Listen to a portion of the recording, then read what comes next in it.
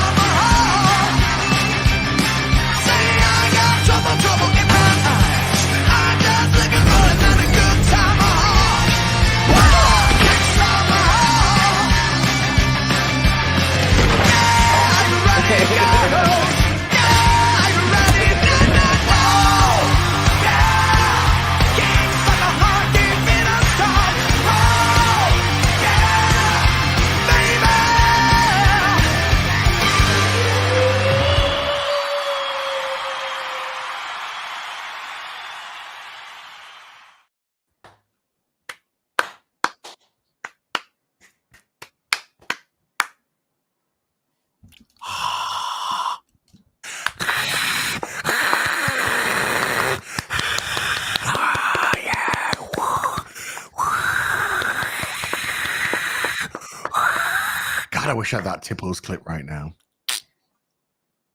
Where's what's... As long as the credits keep rolling in, life's good. You know, close enough to Tipples, I guess. Close enough. Tipples! Twitted Hi, my everyone. Oh, wait. fucking Tipples.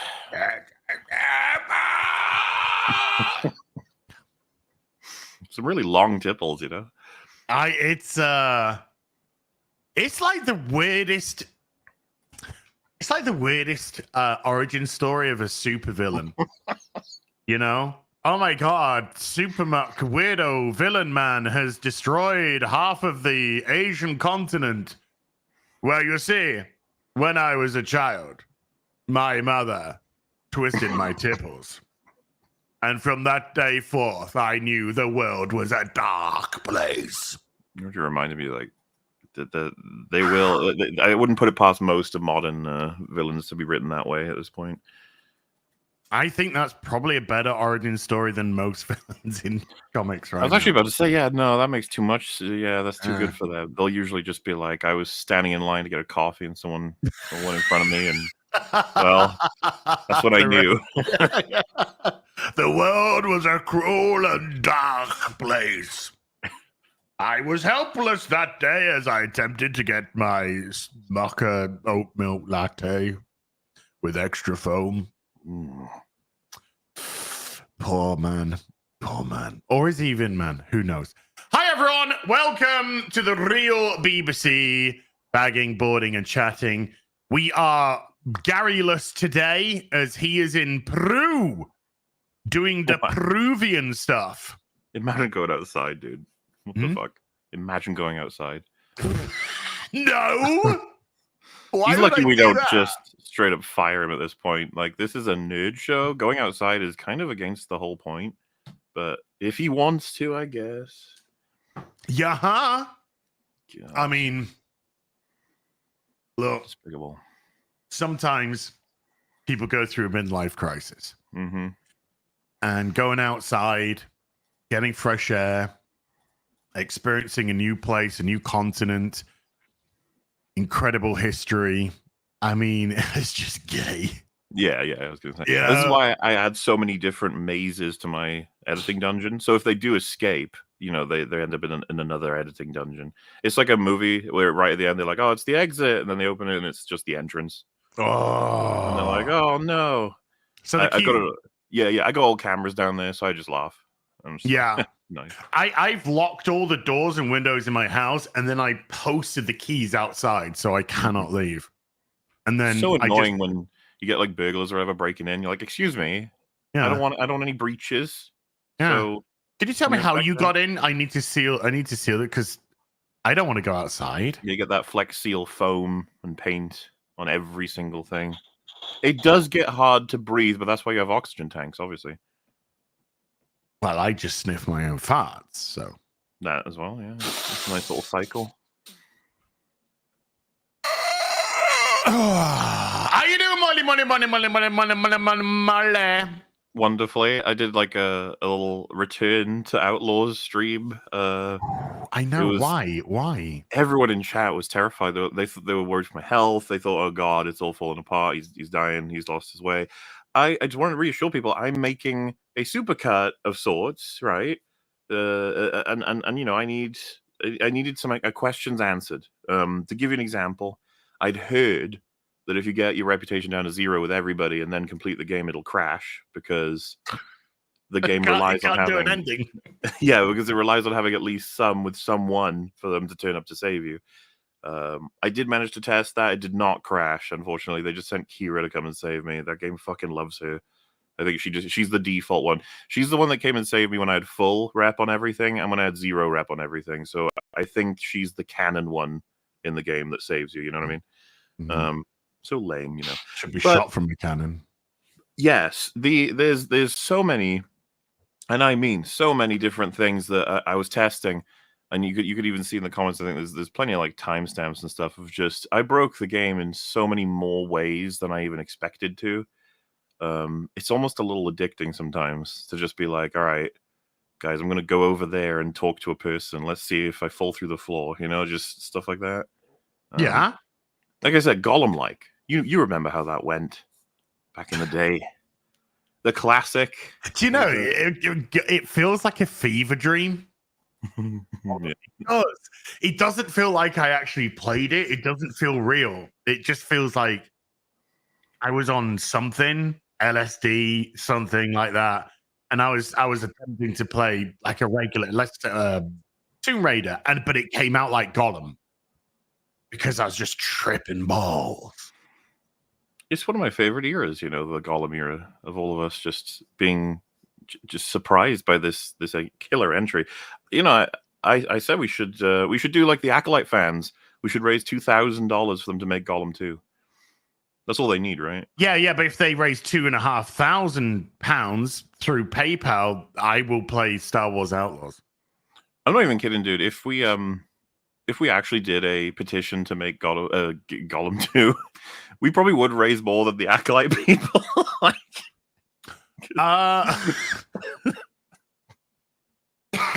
probably yeah. Because it would be built in, right? 2? Yeah. That we would have, yeah. Well, I don't know how much that petition got up to, but if we told everybody that as long as they make it, and like the devs agreed, if the devs actually agreed, I don't even know fucking how much we would raise. Like, and we'd just like get it done within the year, and we will play it. Oh, and we want you to try and do the best job that you can. Yes. Right? We don't want no silly billiness of you trying to put in little things. We want the best job you can. Oh, it would only work if they never knew that it was insincere from us in terms of praising the game. Like, yeah. We have them going for like the whole time, and then one person on the dev team actually looks at us playing the previous games. It's like, wait a minute. You guys didn't even like this. We're like, no, we did. We loved it. Our accountants loved it. We had so much to say about video games, and you guys were so good at video games. What was it like doing the thing when Gary was away the last time, and we just fucking devolved into a whole Schlurpo thing? Yeah. What was it like when you fired up Star Wars Outlaws and you got the letter from Sneem? You know what? Because I found one of my favorite moments from the stream actually, so I can share this with you. Okay. The only context you need is I'm just making my way through the world, you know? That's all I'm doing. Making your way in the world today takes everything you got.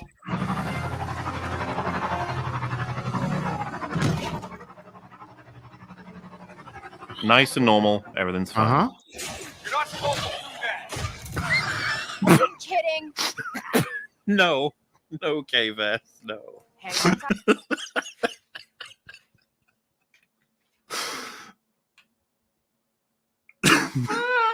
I'm drooling. I couldn't close my mouth, and I'm drooling. It's not like I tricked the guy. What happened? You're not supposed to do that.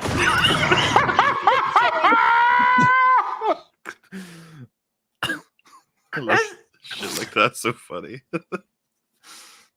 It looks like a great. That looks like a great game. That looks like a great game.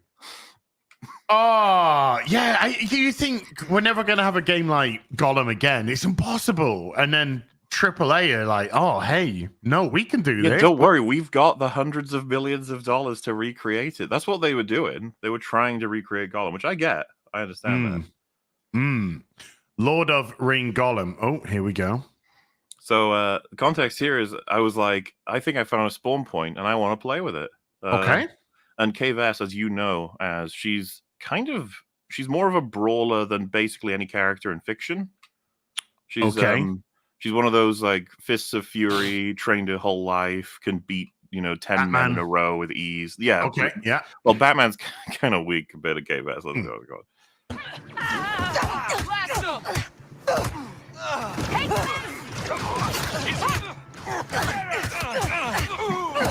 What is she even doing? She's just flaying her arms, like she's just flaying her. Whoa! That's what I mean. You don't know what's gonna happen at any time. I've found a new way to launch yourself if ever you needed it. Oh my god! Jesus Christ! Wow! How can you not love this game?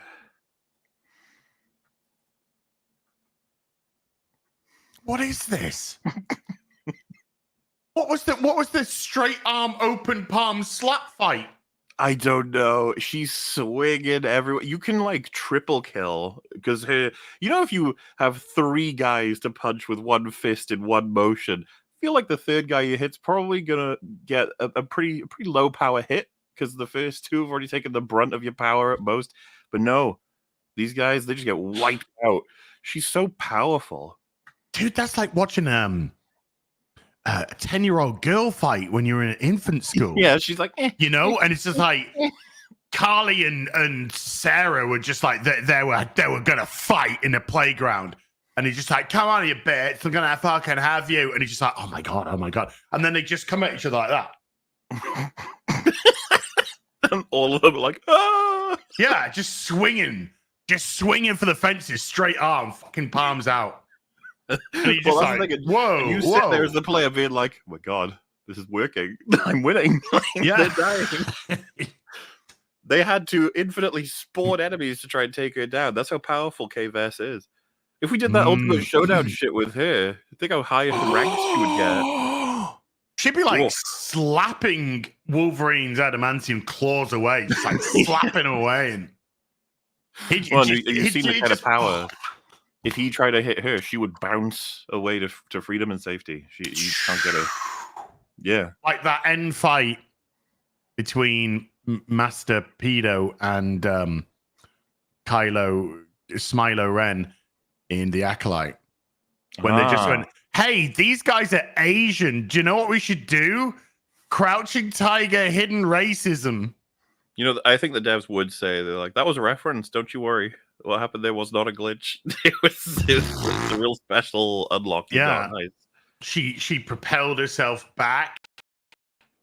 The slap was so powerful that it actually created a shockwave. Oh, someone just mentioned it. And the shockwave just pushed her back up to the top. Boom. When did we get the Wolverine game? Remember that? When's that happening? Oh God. I don't know. It's not this year. Is not a release date for... No, I think 2026, 2027 probably. That was going to be something, isn't it? Oh, yeah. Made by the same people that did... who is it? Suicide Squad? If it was made by the people who made Gollum, I feel like we would have hope, actually. Can you imagine a Gollum like Wolverine? That would be so cool.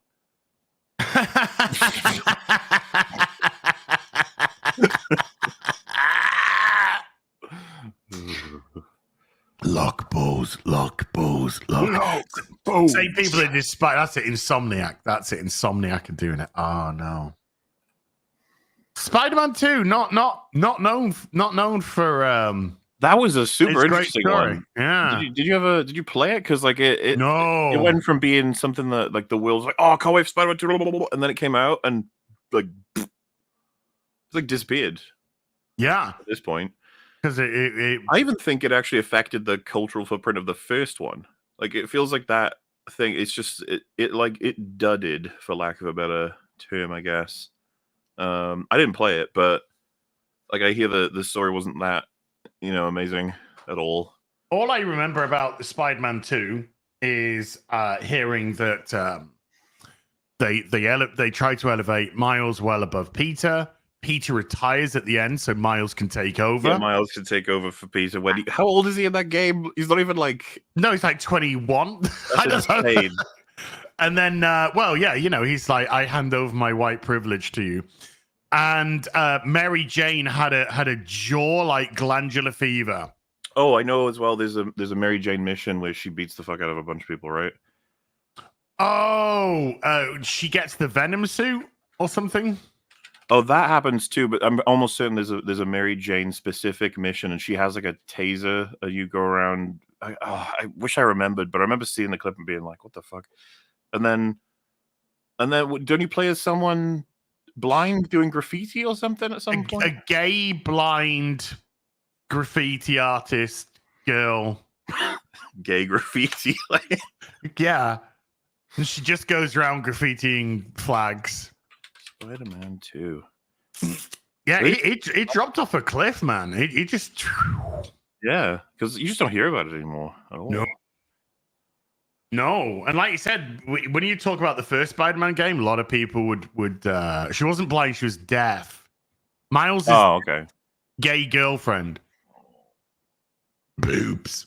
Yeah, because people would talk about Spider-Man 1, then Spider-Man 2 came out, and then all the discourse around it's gone.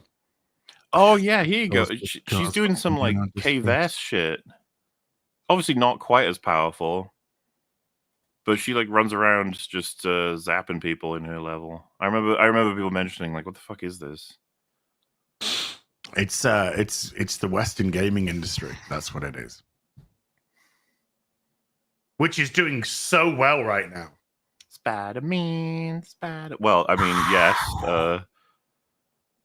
I mean, dude, all eyes will be on Shadows when that releases. And what's like other than that? What are like the big sort of you're gonna fuck this up games that are coming out over the years? Because Wolverine actually counts as that as well.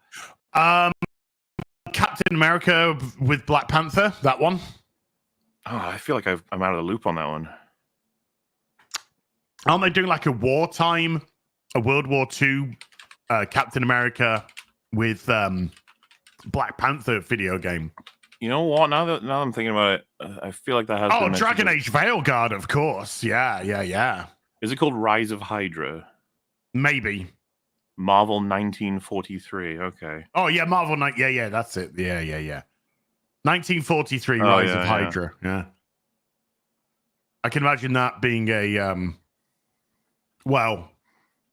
Let's just put it this way, Mona. What would your ideas? When I say ideas, I mean, how would you project a story going when it's made by a current day Western gaming developer and has a black and white lead? Let's just put it, well, so the idea we could come up with for like what a game about Cap and Black Panther working together would be, this will be the opposite of that, like in terms of what fun you could have with that. Yeah. More than likely. Who's developing it? Do we know? Skydance New Media and Marvel Games. Skydance New Media. Okay. Well, at least we've got Outlaws. Dude, I'm going to be there on day one for Dragon Age Veilguard. I've never played a Dragon Age game. Dragon Age Origins is one of the best games ever made. It's fucking amazing. Really. And this one's going to be even better, is what you're saying, yeah? Yeah. Adding top scar surgery and derpa derpa. Yeah. It's going to be... Yeah. Have you seen the character creation? I think I have, but what's derpa derpa? Okay, hold on. Hold on. Let me bring up some examples for you, okay? So,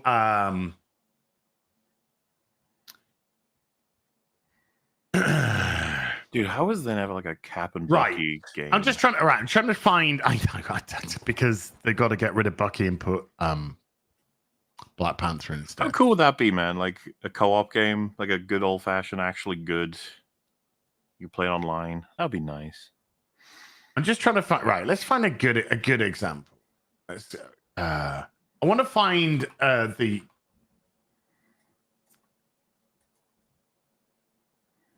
Because there's some really good imagery. There's some really good imagery, and I want to find it. Yeah. This one's pretty. This one's pretty decent. This one's pretty decent. Okay. So this is the legendary Derpa you've been. Yeah. No. What? No. This is this is the what they should look like, and then I'll show you the Derpa. So let's bring up. Come on. Here we go. Right. This is just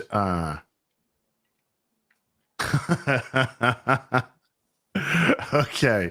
This is just a random one. And that's what a canary looks like. Yeah. And that is a pretty good example of a canary. All right, gotcha. Right. So based off that imagery, right? Memorize it. Okay. Gotcha. Yeah. Right. Based off that imagery, just describe that canary to me. Pretty strong, pretty intimidating. Got some sharp edges there, but it's also a lot of muscle and just I don't know. Looks like he's ready for a fight, that sort of thing. Okay. Yeah. Kind of looks neat. Kind of looks the kind of thing you'd see as a sort of just alien race type thing or fantasy race, I guess. Yeah. All right. Yeah, that sounds. Yeah, I would be inclined to agree with you then. Now then, let's have a look at a canary in Dragon Age Veilguard, shall we? Yeah. And this is direct continuity. This is direct continuity. Yes, this is direct continuity. Okay. So, what do you think? Oh, that. What do you think? With. What? Well, but that's not the same species. No, it is. That's a canary. That's a canary. Well, why does he look like that? Because you could create your character how you want to. You could now have no muscle, man tits, built like a fucking soy fucking vegan, Mary Jane from Spider-Man 2's jawline. So the canary, like this is a Californian one, I guess. He's eyes that say SSRI. So can you have them the way they just looked, or is that even possible now? Well, it's character creation, so you know. I'd be curious what the best options are. You know? Yeah. Wait, so when's this thing out? Like the 31st of this month, I believe. Boy. On they released it on the scariest day of the year. What are you trying to say? It's the most scariest day of the year when Dragon Age Veilguard comes to the Steam, and apparently the pre-orders on Steam hasn't even broken the top 50 in terms of sold games. So it's not looking good. I think Stuttering Craig a few weeks ago, he knows a dude that has like or he knows somebody within an organization that has like 1,000 stores, and they'd had something like 900 pre-orders or something along those lines. So it essentially equated to approximately one pre-order per store, approximately. Now the do you not remember the woman that was praising the fact that you can now have a non-binary character with top surgery scars? Did you not see that? I've seen that one because that's like hyper pandering. Obviously, it's, Yes. unless of course you're going to spend the time to put every possible form of surgery scar into the game, which would be insane as well. There's a thing about character creation. I like as many options as possible. I know. I think Drinker had a potentially controversial tweet about character creation. I did. I love Drinker. I did not agree with that tweet at all. I can't remember how many times I've streamed even doing character creation, but I think I often skip it because it'll depend on the game. But there is no like just because I do that, there's no sense that I don't value them. I think that there's something completely awesome about completely customizing your guy to get him in there, you know, or girl, whatever. Okay, but wouldn't you say? Hold on. Wouldn't you say though that the customization should match the world, the universe, whatever? It should match that. I think that makes sense. Like, I wouldn't expect to put a beer hat on a guy in Lord of the Rings, something like that. No. And I wouldn't expect to have top surgery scars. No. In a Dragon Age middle age type well, that's the thing, isn't it? Type game. There's probably games where you could, like a sci-fi hyper-futuristic thing, you could customize it completely to the point where you could make like a slimy tentacle monstery thing, which, you know, could be fun. But like, yeah, there's going to be limits depending on what genre, what era, what the point of the game is. Well, you see, this is I don't want to draw you into this conversation, so you can feel free to keep quiet. I'm just saying, this is why they love the term non-binary now, because people who truly suffer from gender dysmorphia, I mean, legitimately, not Twitter ones, not fake ones, not attention-seeking ones, legitimate people who suffer from gender dysphoria, which must be absolutely horrendous, and I've got nothing but sympathy for them. If they were creating a game, if they were playing like a game like this, they would choose the gender that they would prefer to be. They wouldn't have top surgery scars or nonsense like that. If they were a woman who felt like she was a man, she'd create a male avatar, and then she could live her fantasy as that male that she's always wanted to kind of be. There's this strange thing that's happened with because this applies to all what you would call, I guess, I don't know if you call them ailments, illnesses, whatever, but the notion of being able to rid yourself of it is like offensive to a lot of people. As in, like, if they said I have autism, and you're like, oh, if you could take a pill that would get rid of it, would you? And they're like, no, it's part of who I am. It's like, oh, okay. And you know, do you know about the stories of the people who get themselves blinded?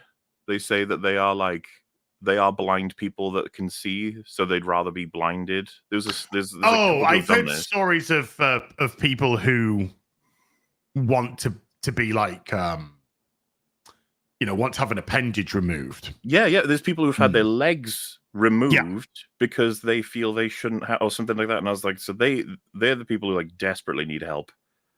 Yes, because that's actually like insane. And the blind one really. I don't even know if, like, what would you rather lose, your legs or your eyes? Probably my legs. I'd say probably my legs. Yeah, I can't.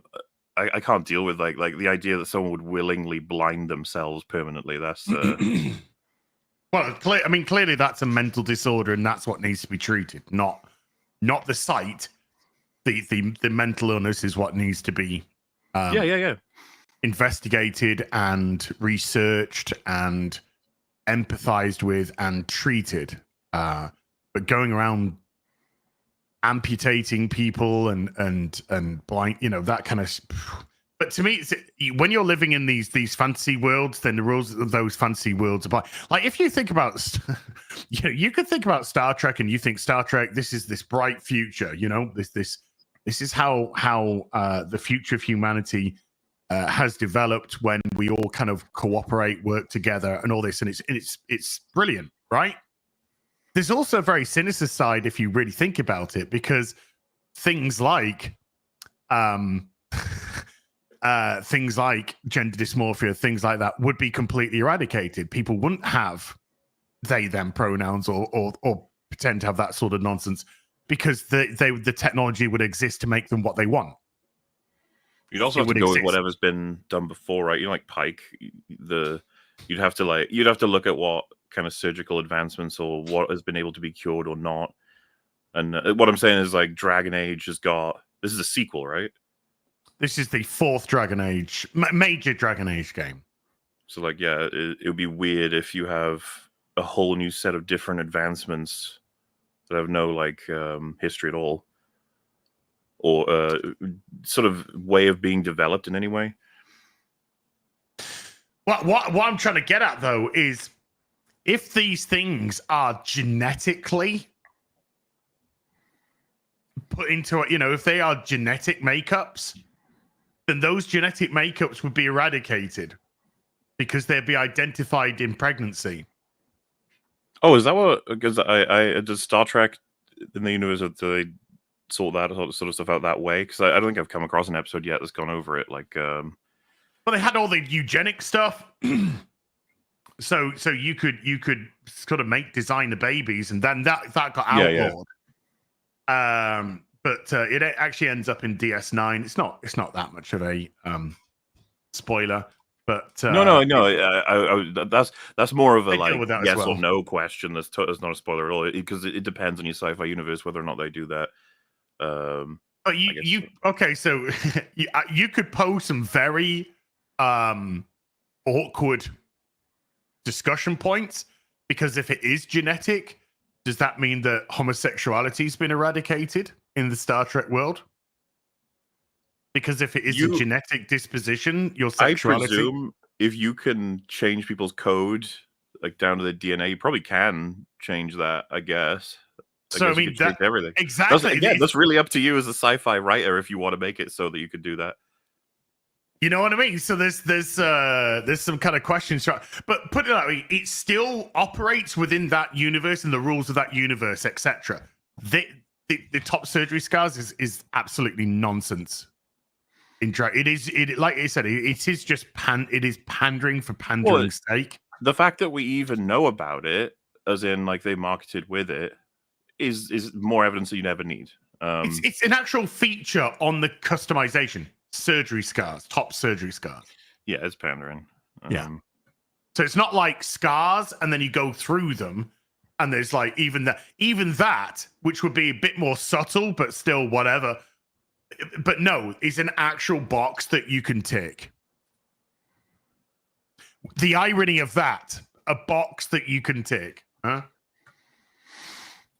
See, there's me. I would rather just fuck around with the creator and tell him like the Hulk or something, and I want to run in there and bash. But apparently, I can't even do that guy you were telling about. It's like I don't know what they've done to.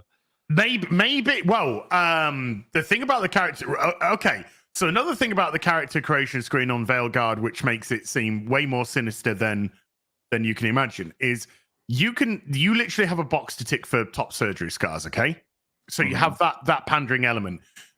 You cannot make your character have a nice ass or nice tits. Well, that's boring. The ass size is maxed out at ironing board, and the breast size is maxed out at pretty much ironing board. All right. I mean, there'll be other games that'll give you the option to do it, and they're probably going to end up more popular. Just saying. Some people go, "Oh, it's not a fucking." What do they call them now? It's not a what's the slang that they use for wanking off? It's not a. What's the slang that they use, chat, nowadays when it just like gooning? Gooning. That's the one. Yeah. So it's not a gooning game. It's just like no. It's not about that. It's not about that. If you are talking about full customization, right? If you're talking about full customization, that you are offering the ability to have your breast surgically removed, but you can't offer the the customization to actually have large breasts or a round ass or whatever it is. Say, if people want to have the ironing board ass, sure, fine, there you go. But surely the option should be there for the people who want the other side, you know? But it's not. That's where things feels like a lame. That sounds like the content creator equivalent of the open world in Outlaws. Like this is just lies. You're just lying to me. This isn't a creator at all. No. But that's out. Yeah, I just checked on Steam. That's out on the 31st. And you're going to be there day one, right? Day one. I'm going to have my Derper Canary with top surgeries. Non-binary pronoun. I have a feeling you'll spend a lot of time on that creator, looking at every option, making sure you design your character perfectly. Bueno. So yeah, 31st, which I think's a Thursday. Yeah, Thursday the 31st. So 2 weeks this Thursday, it comes out. Beautiful. 2 hour limit and then refund. Well, on Steam, you get it too. You doing any horror-y stuff? In the hold on, 2 seconds. Kara, I'm sorry to use you as an example, but you have said it yourself. Kara has a set. She got a set, okay? But Kara can't create a character in Dragon Age Veilguard that would accurately represent her breast size. She can't. Well, you got to do. Not even close. Well, people are just going to mod it. That's what's going to happen, right? Well, yes. Now, as ever, modders will save the day. However, will like Nexus mods are banning all of these type of mods almost immediately, and then banning the people that are doing the mods. No way they ban a nice ass mod, right? Really? Well, you never know. You never know. They've been going hard at it with games over recent times. They were banning people that were changing the pride flags in the Spider-Man game to American flags. I don't find that that's egregious. Changing the flag of an ideology to the flag of your country, I find that's whatever, you know? People want to do that. They want to do that. They were banning people that changed in God of War Ragnarok. They changed that goddess to actually be white as opposed to the sweet baby inked. They were getting banned immediately. So they banned the mods and the users? I know that they were banning the mods and the users for this Spider-Man. I know that they banned the mods. I don't know if they banned the users for the God of War. But I know they banned the mod, yeah. And this is Nexus mods, right? Nexus mods, yeah. Very, very liberal company now. I was just going to say, is there a competitor that's going to be? Yes, there are other places that you can go. Nexus mods, like the Steam of mods, shall we say? Because it's kind of interesting, right? Like mods have always been a place to do literally anything, as in like you want a particular. I mean, you could create anything, and then you also get a lot of crazy nonsense. I've always known that the best thing about mods, at least in my opinion, is when they can fix a game, as in yes. Like even a game that you love, but it's come out a bit broken. I think Fallout New Vegas is one of the better examples of this, right? They did a lot of work that really helps it. So yeah, I don't know. It's kind of like a bastion of complete and utter customizable freedom. Probably be neat to make it stay that way, but I guess as you're, I don't know if you've played just the notion of like the Wild West internet. It's getting crushed every single day. Oh. Dude, can you? I mean, I started on YouTube in 2012. Okay, the olden days. I know, dude. Looking back, 2012 to compare to today, it honest to God feels like I'm in a whole new dimension. No, yeah, it was way more chaotic. I mean, because I was on it as soon as I could be. Right, the internet, especially my generation, just be like so much fun, so crazy.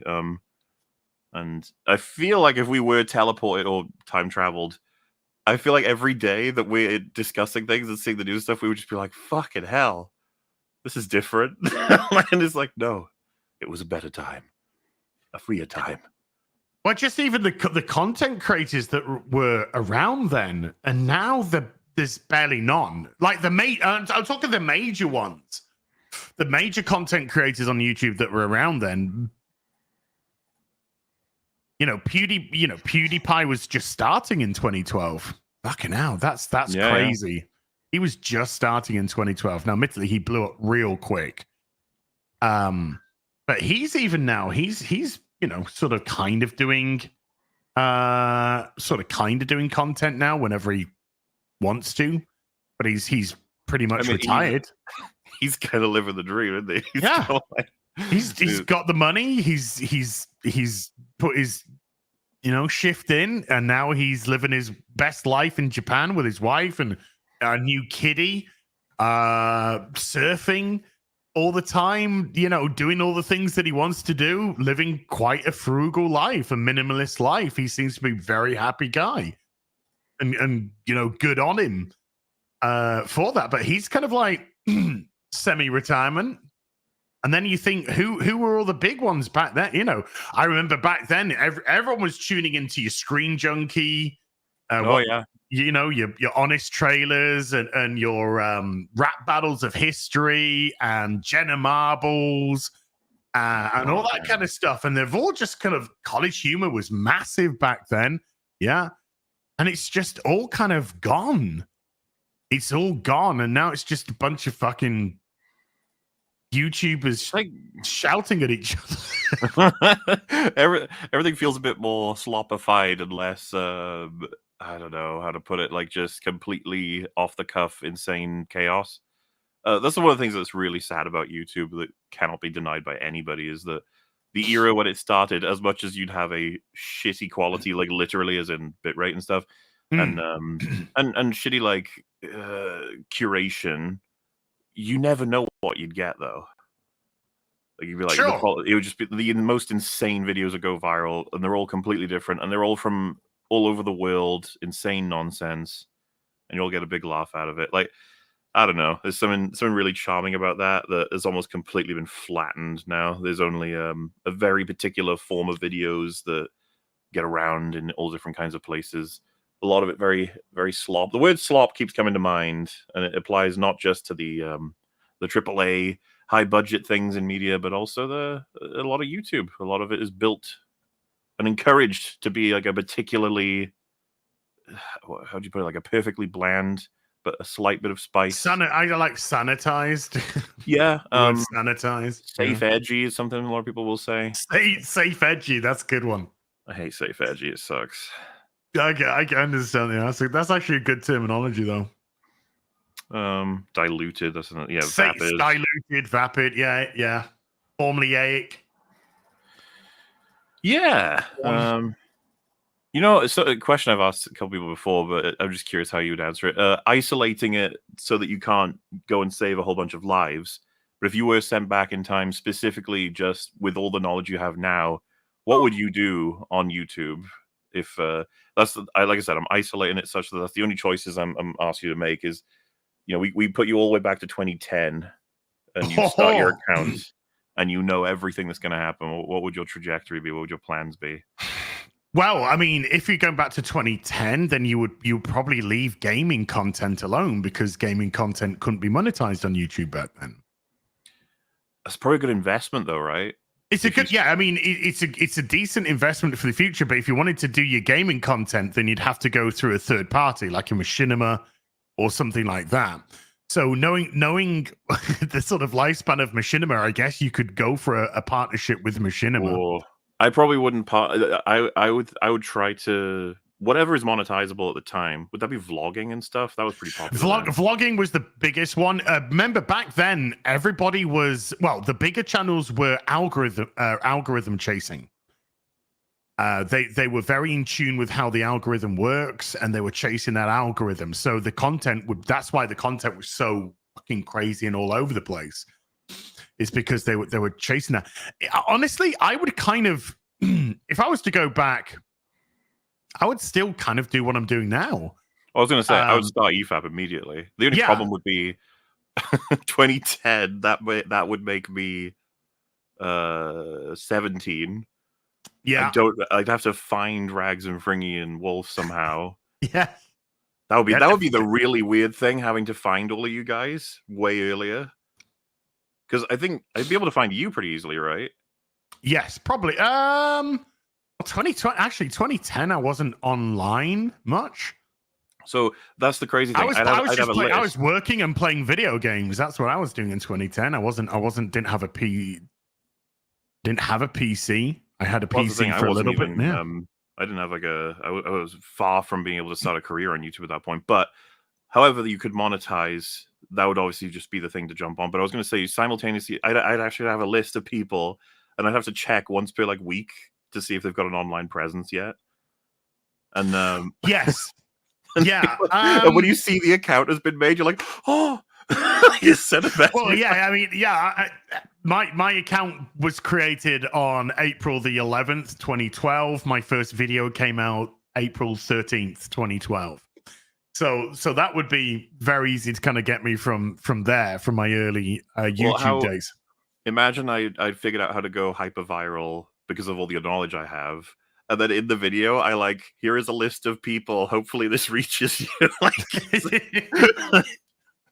I think I would do video games. I would do reviews. I would try and jump onto the streaming wagon ASAP, Justin TV, whatever. Jump onto that immediately. Capture technology wise, you got to get your capture card immediately when capture cards become of any worth. Audio, camera, you got to try and make sure you stay on top on technology for sure. Yeah. There is a cap to how much you'd be able to do, but like I think a weekly podcast streaming. Do you think spreading to Twitch would actually go too thin? Because if you were doing weekly podcast plus vlogs, just generally on YouTube to get your sort of baseline, and then you need to start building up the Let's Plays because that era is about to be huge in 12 was it? Yeah, buy all the Bitcoin imaginable, imaginable. The Bitcoin, which unfortunately went under in 2013, but it was a crazy time. Yeah, to be honest with you, I don't know if I would actually give a shit about Twitch. I think I'd focus on YouTube because I don't even like where they're at, No, but to get that streaming presence back in those days was huge. I guess you could build it up on Twitch and move over to YouTube after enough years have passed. Because the likelihood is you'd get yourself a Twitch contract if you got yourself knowing what you knew and getting yourself that big. Yeah. And then reviews of movies is a good idea. Regular uploads, just talking about anything. Yeah. And then you gotta have to try and remember as things are coming out which things people actually even care about or not. Don't create a gambling website and con all your audience. Oh, good idea. Yeah, don't do that. Don't fake cancer. Don't scam people with Bitcoin. Yeah. These are all really good decisions. These are decent things to keep away from. Yeah. But that's why I said in isolation, because if it was in general, you wouldn't be have time to YouTube. You'd have to go to the government and be like, I know things. I know all that's going to happen in the next 20 years. Trust me, you need me right now. How would you? That's going to be so awkward because you'd have to predict something accurately. Which if it was 2010, I'm trying to think of what like world events it would be, but you'd have to. Now, if it was 2001, I mean, yeah. The problem is if you predicted that, they'd be like, "You're not from the future. You're just someone who was involved." You're like, oh god, you're under arrest. So. You could predict the rise of wokeism. Someone just said, "Would you stop Joker 2 being made?" Todd, no, Todd, no. Yeah, don't do it. Bye. We'll get onto that, but that's a fun conversation. Yeah. I mean, you could predict the way that media was going. You could come across as right, Nostradamus, in that regard. Well, and people right point for that. As soon as you start revealing that, it's going to completely change the timeline. So then you'll lose the ability to actually predict things, right? It'll fuck everything up. But you don't really need to do that. You just need to concentrate on yourself. When Disney takes over Star Wars, you could do a hell of a video my talking God. about, this sounds like a really good idea in theory, but just look at how Disney has intrinsically been a female brand throughout the course of, you could do this sort of thing that would ultimately, I think they would take Star Wars and attempt to push it to a male audience. However, I think they would fall into the trap of actually just pushing it towards a female audience. Not only that, most likely becoming very sort of resentful against the male audience for not accepting it, which is going to cause Baba. You could do a Nostradamus video that way. You could edit such a doom-filled video of you have the spooky voice, and it's like, we are in 2010, like this is about to happen. 2012, a deal will be struck between George Lucas and Disney, and you have evil music. And 2015, the release of The Force Awakens. You're explicit, even though it's years ahead, and they haven't even thought about it themselves. And you're like, this film will blah blah blah blah, and you lay out the entire thing, and by the end, you're like, and Star Wars can barely make $1, canceling shows, canceling movies constantly, a dead franchise. And the film is oh my God. Nostradamus. And the thing is, people will be like, that's insane, that'll never happen. And you're like, oh, okay. All right. Don't say I didn't warn you. The thing is, it probably would prevent it from happening, at least explicitly like that, because that video would get so much traction for every time they match it completely, that they would eventually probably see it and be like, yeah, we can't call it things that this guy said that we would. That being said, remember when Red Letter Media were talking about Star Trek and Jar Jar, and they said Jar Jar's actually more positioned to do Star Wars than Star Trek. He recommended JJ do a Star War, and he did. He did do Star War. Do Star War. Yeah. And look how they ended up. One. Well, look how JJ ended up. Well, yeah. Bye. Sorry, his Black Superman movie, written by Ta-Nehisi Coates, coming out any day now. Man, I remember that. It's completely gone now, yeah. Because there's no way that's happening while we're doing the James Gunn one. Well, when I'd say probably maybe a year or so ago, when James Gunn was given the DC universe, he was asked about it, and he said, "Oh yeah, it's still in the works. It's gonna be in its own universe, whatever. It's still in the works." And he's just like, "Nah." You know that he's in his head. He was like, "Yeah, it's happening. It's not happening. It's not happening. It's not happening at all. I can barely get my shit going. Never mind any of this crap." So Oh yeah. I mean, all the shit he said about all those leftover projects, man. Like The Flash being one of the greatest superhero movies of all time. What? Didn't he say it's the best superhero movie he's ever seen or something? That's such bullshit. said nobody ever. That fucking movie. I mean, Todd Phillips has gone into hiding, hasn't he? He's literally gone into hiding. I haven't gotten the latest on anything. I'm expecting any day to just see really bad quotes from him about all kinds of things. Oh, 100%. This is what I can't wait for. I can't wait for the blame game to begin. Yeah. I can't wait for the you're just not intelligent enough to understand it. You're ignorant. All this kind of stuff. I can't wait for all this to start coming out from them. It's you've already seen it from some bigger accounts who are defensive about the film.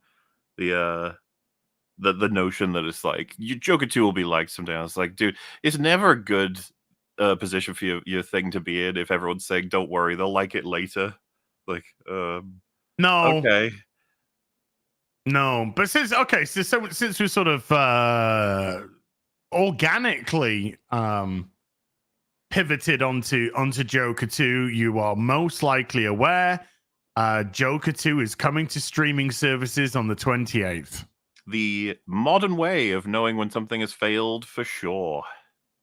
Yeah, it's really reliable, that system. But here's a little fun bit for you.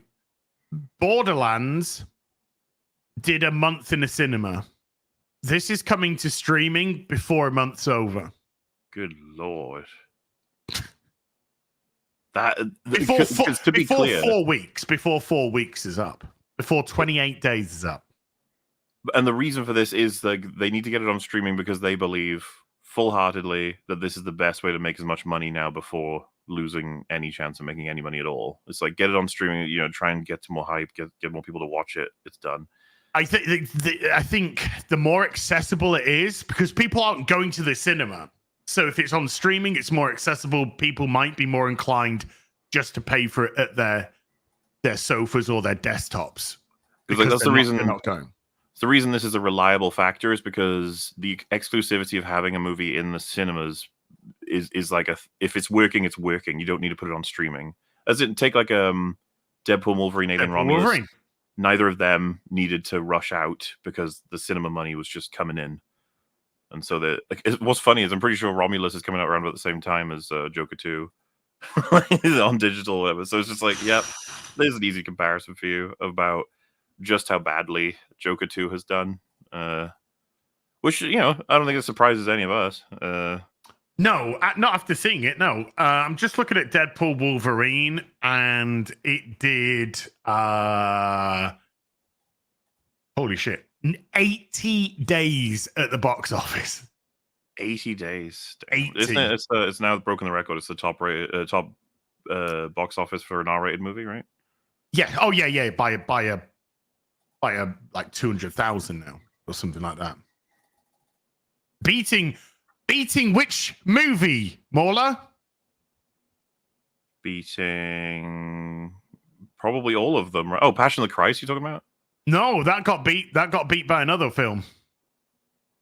It was another R-rated film. Mm-hmm. Logan or Deadpool? What's the top R-rated? Joker.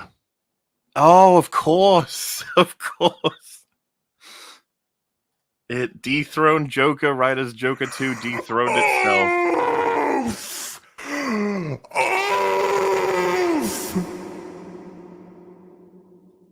Oh, and some people point out Romulus came out today on digital. There you go. Which was actually a decent strat in terms of that's probably a good movie to put on in Halloween time, So you get the second half of October for it. Makes sense. Yeah, Deadpool Wolverine ended with 1.332922 billion at the box office. At 410. $1,332,922,410. That ain't bad. That ain't bad. Joker 2, which we might even have the Monday. We might have the Monday now. Let's just see. Go back here. Yeah, it looks like we do have the Monday for the Joker. And it is 930,000. An average of $227 per theater. It's still in 4,102 theaters. Now, $227 per theater, okay? Just bear that in mind. On the 80th, on the last day of its cinema run for Deadpool Wolverine, baby doobies. It did, and I'll tell you, per theater, and it was down to 990 theaters, I think. $234. It did more. It was doing more per theater than the Joker is now. Well. Woo! You loved it, didn't you, Joker 2? How I described the EFAB where we went over it in depth was just kind of miserable. Going through it and really thinking about how it changes the first film or tries to force you to change your mind about the first film it's just not a good experience. And I think we talked about it on Real BBC. what do you expect this to do for audiences? And if it hadn't even released, people hadn't gotten an opinion on it, and you watched it like a test screening, I feel like most of us would say, dude, this is not going to go down well. I don't think it's not going to resonate with people. It's not going to make them talk about Joker as a phenomenon in any way, shape, or form. You're probably going to undo any and all progress you've made with whatever it is that you thought you were up to. And to be honest with you, I feel like Todd Phillips has actually completely undone everything he gained from the first one, like reputation-wise. Yeah. I actually own Joker on 4K, but I actually own it also on digital. Because I bought it immediately when it came out for digital, because I really did love that film. And I was going through my Amazon Prime to watch some stuff a couple of days back. I was on the sofa vegging out, and my Joker thing came up, and I just watched the trailer. And I was just like, yeah, man. I mean, I watched it before watching Joker 2. Just rewatched it. Just the journey. Yeah. And seeing the journey in the trailer, and knowing obviously where it went anyway. And you're just like, no, this is a completely different guy. Yeah. Sure, man. Oh, well, 165 million worldwide at the box office so far. $200 million budget. Probably 150 million marketing. So it has to hit 550 odd million just to break even. So the likelihood is 350 million minus 80. It's in the hole for out 200, 260, 270 million right now. Not looking great, huh? Not looking good. Not looking Probably good. shouldn't have spent such an insane amount of money as well, but there you are.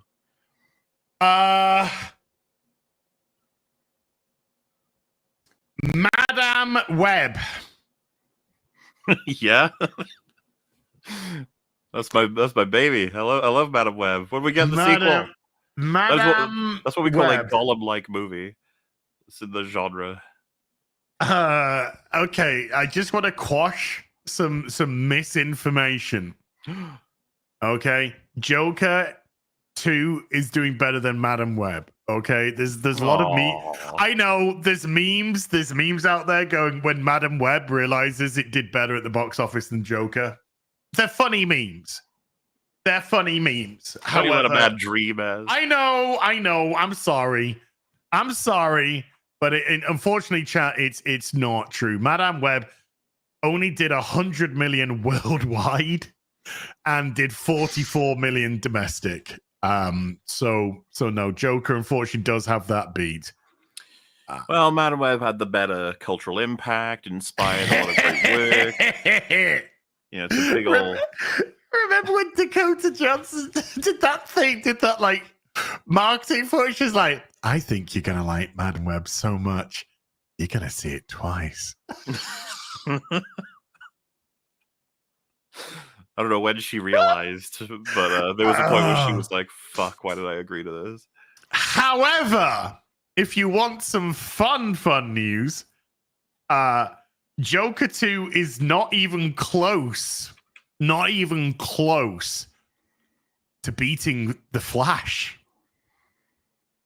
Not even beating The Flash? Not even close. The Flash did 266.5 million worldwide with 108 million domestic. Joker's on about 53 million domestic right now. It's not going to come anywhere close to beating The Flash. Not even anywhere near it. Well, I mean, is there a more embarrassing fate? Bear with me. Oh no. It is not likely to beat the Marvels. Oh. It is not likely to beat the Marvels. It will not beat the Marvels domestically. as the Marvels did do $84 million, $84.5 million domestically, and $115 million internationally. The Joker is doing much better internationally than it is domestically, doing a box office of $199,706,000. Some outlets are also claiming it did 206 or 203 million, but it's doing, according to the numbers, which proved to be very reliable, 199.7 million. So I can see them trying to knock it over 2 million purely for the aesthetic look. But no, it's not going to beat the Marvels by the looks of it. Well, what's better, Joker 2 or the Marvels? Yes. Listen, I know which one didn't give as much emotional damage, all right? Do you want to have cancer or AIDS? But it's like, it's more of a do you want to have cancer or a very bland, annoying, like, poop soup? Right. If you put me in a room and you said, you have to watch one of these movies or the room's going to come down and crush you, right? I'm putting the Marvels on. Yeah, but same probably. It's 90 minutes. It's 90 minutes Yeah. in, out. It's fucking brain rot, but it's just like, what the fuck ever, brain rot.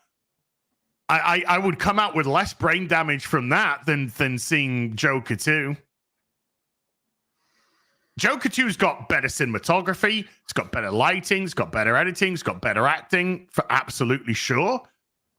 But in terms of the impact that the film has, no, I'd rather just have 90 minutes of the Marvels in, out. Thank you. Done. Even Gary's just texted me and he's just put, what's better though, the Marvels or Joker 2? There you go.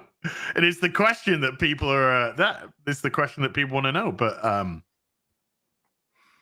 so yeah, I'd rather do that. I'd rather do. What about you? Same?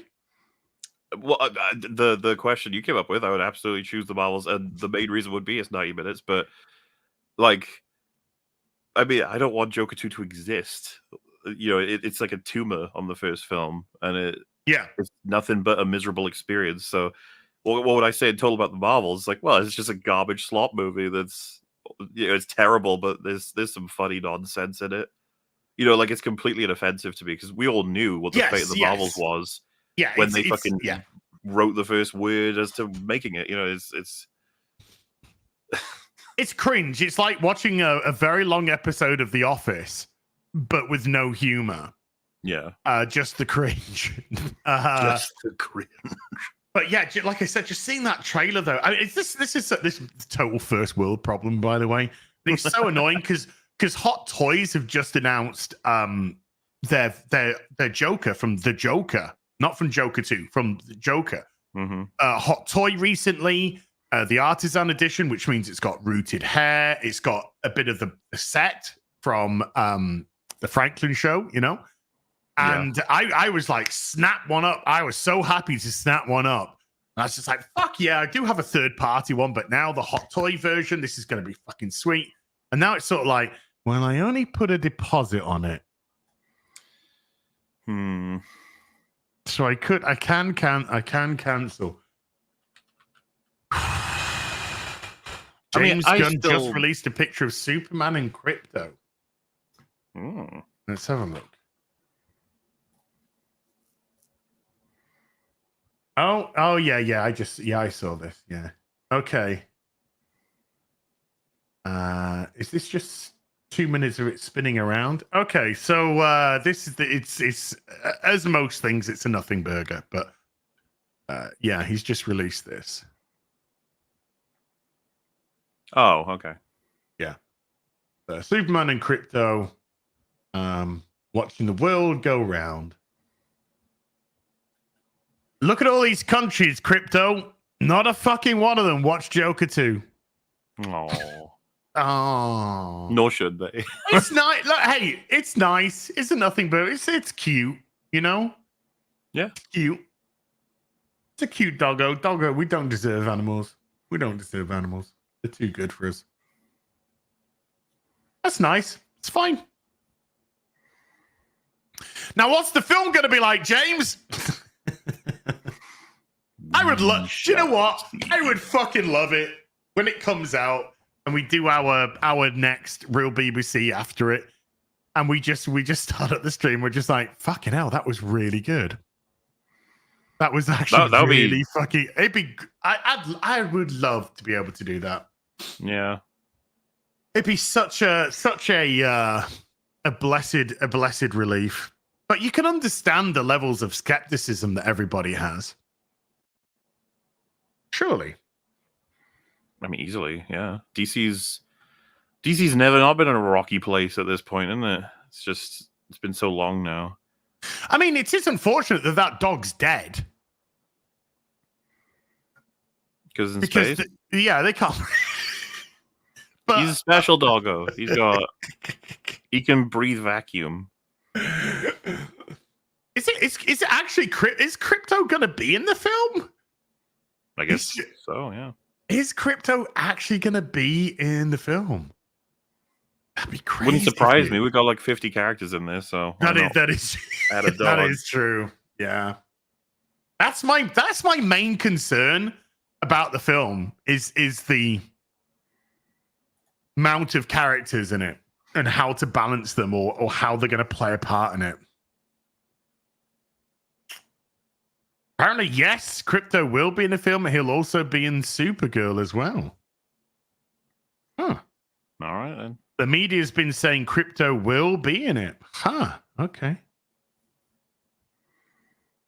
Huh. But yeah, I mean, I would love it to be good. You know, I'd love it to be hopeful and inspirational. Yeah. And non-cynical. Just a complete and utter unabashed celebration of heroicism and good and right. You and me both, buddy. We shall see. But yeah, Joker 2 heading to streaming services the 28th of this month. An out and out admission of absolute failure. Definitely a goodbye sort of moment. Thanks for everything. Well, there ain't going to be a Joker 3. No. We know that. There ain't going to be a Joker 3. And holy shit. I do think that it potentially puts the sequel to The Batman at risk as well.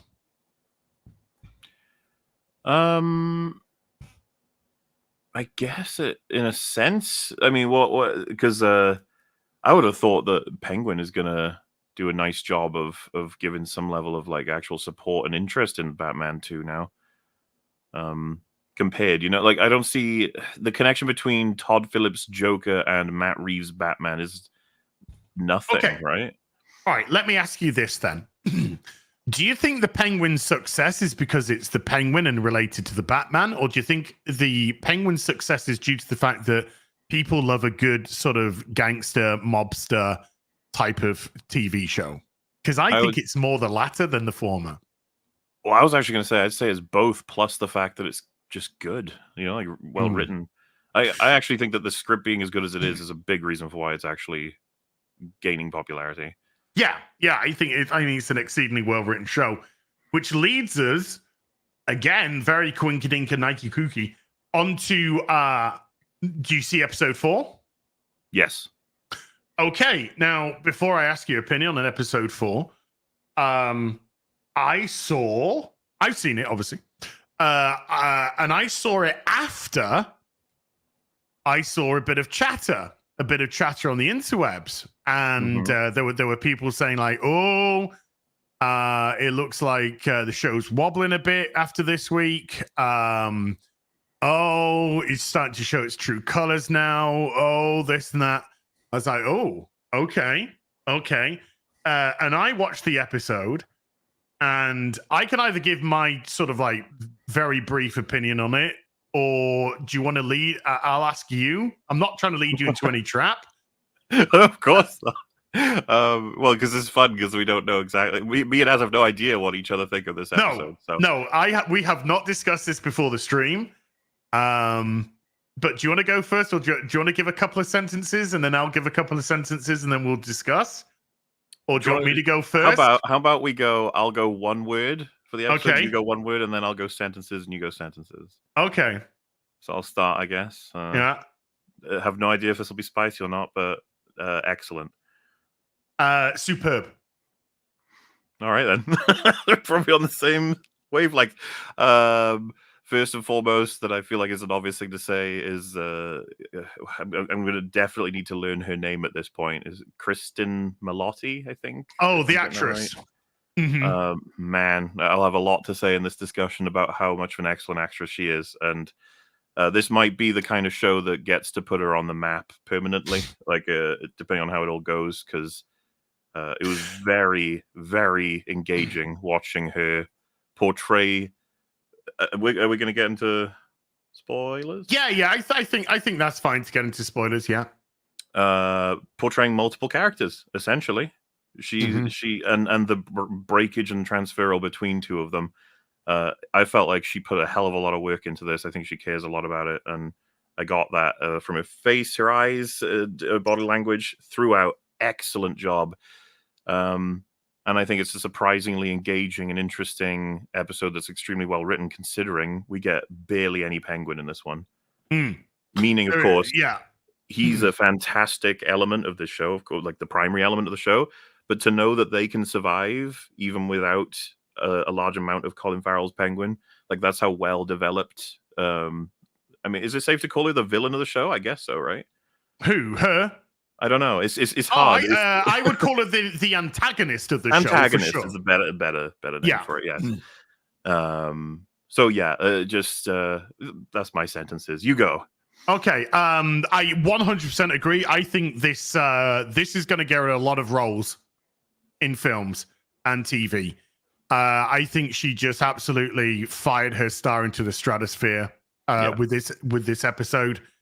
Last week, I said one of the best lines of the episode 3 was when Sophia said to Penguin, "I don't know how to trust you." Mm-hmm. And Penguin replies, "You're just like, you're going to have to just let me keep showing you." And of course, that was immediately betrayed in that episode. And because that line I thought was so good, and it starts off with her saying that line because this whole episode was how she finds it so difficult to trust anybody. Anybody, yeah. And also, so well done. We were given pieces, and we've got this big gap of what happened to her in Arkham and why. Yes.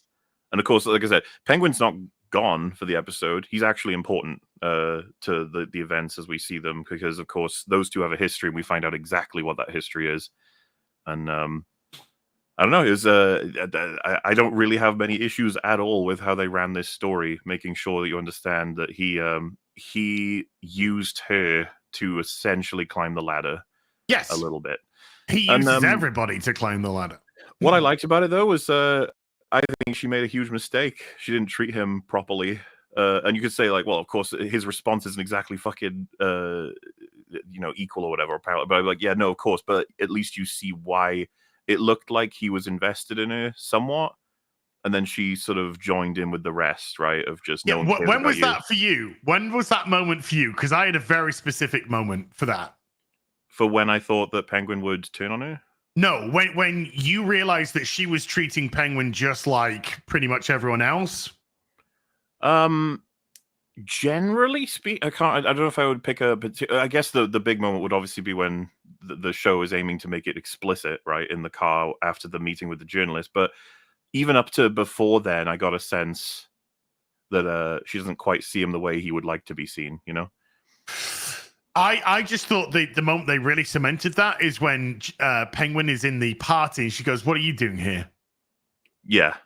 And it's just, she says it with such casual, what are you doing in here? Like, why are you mingling with us?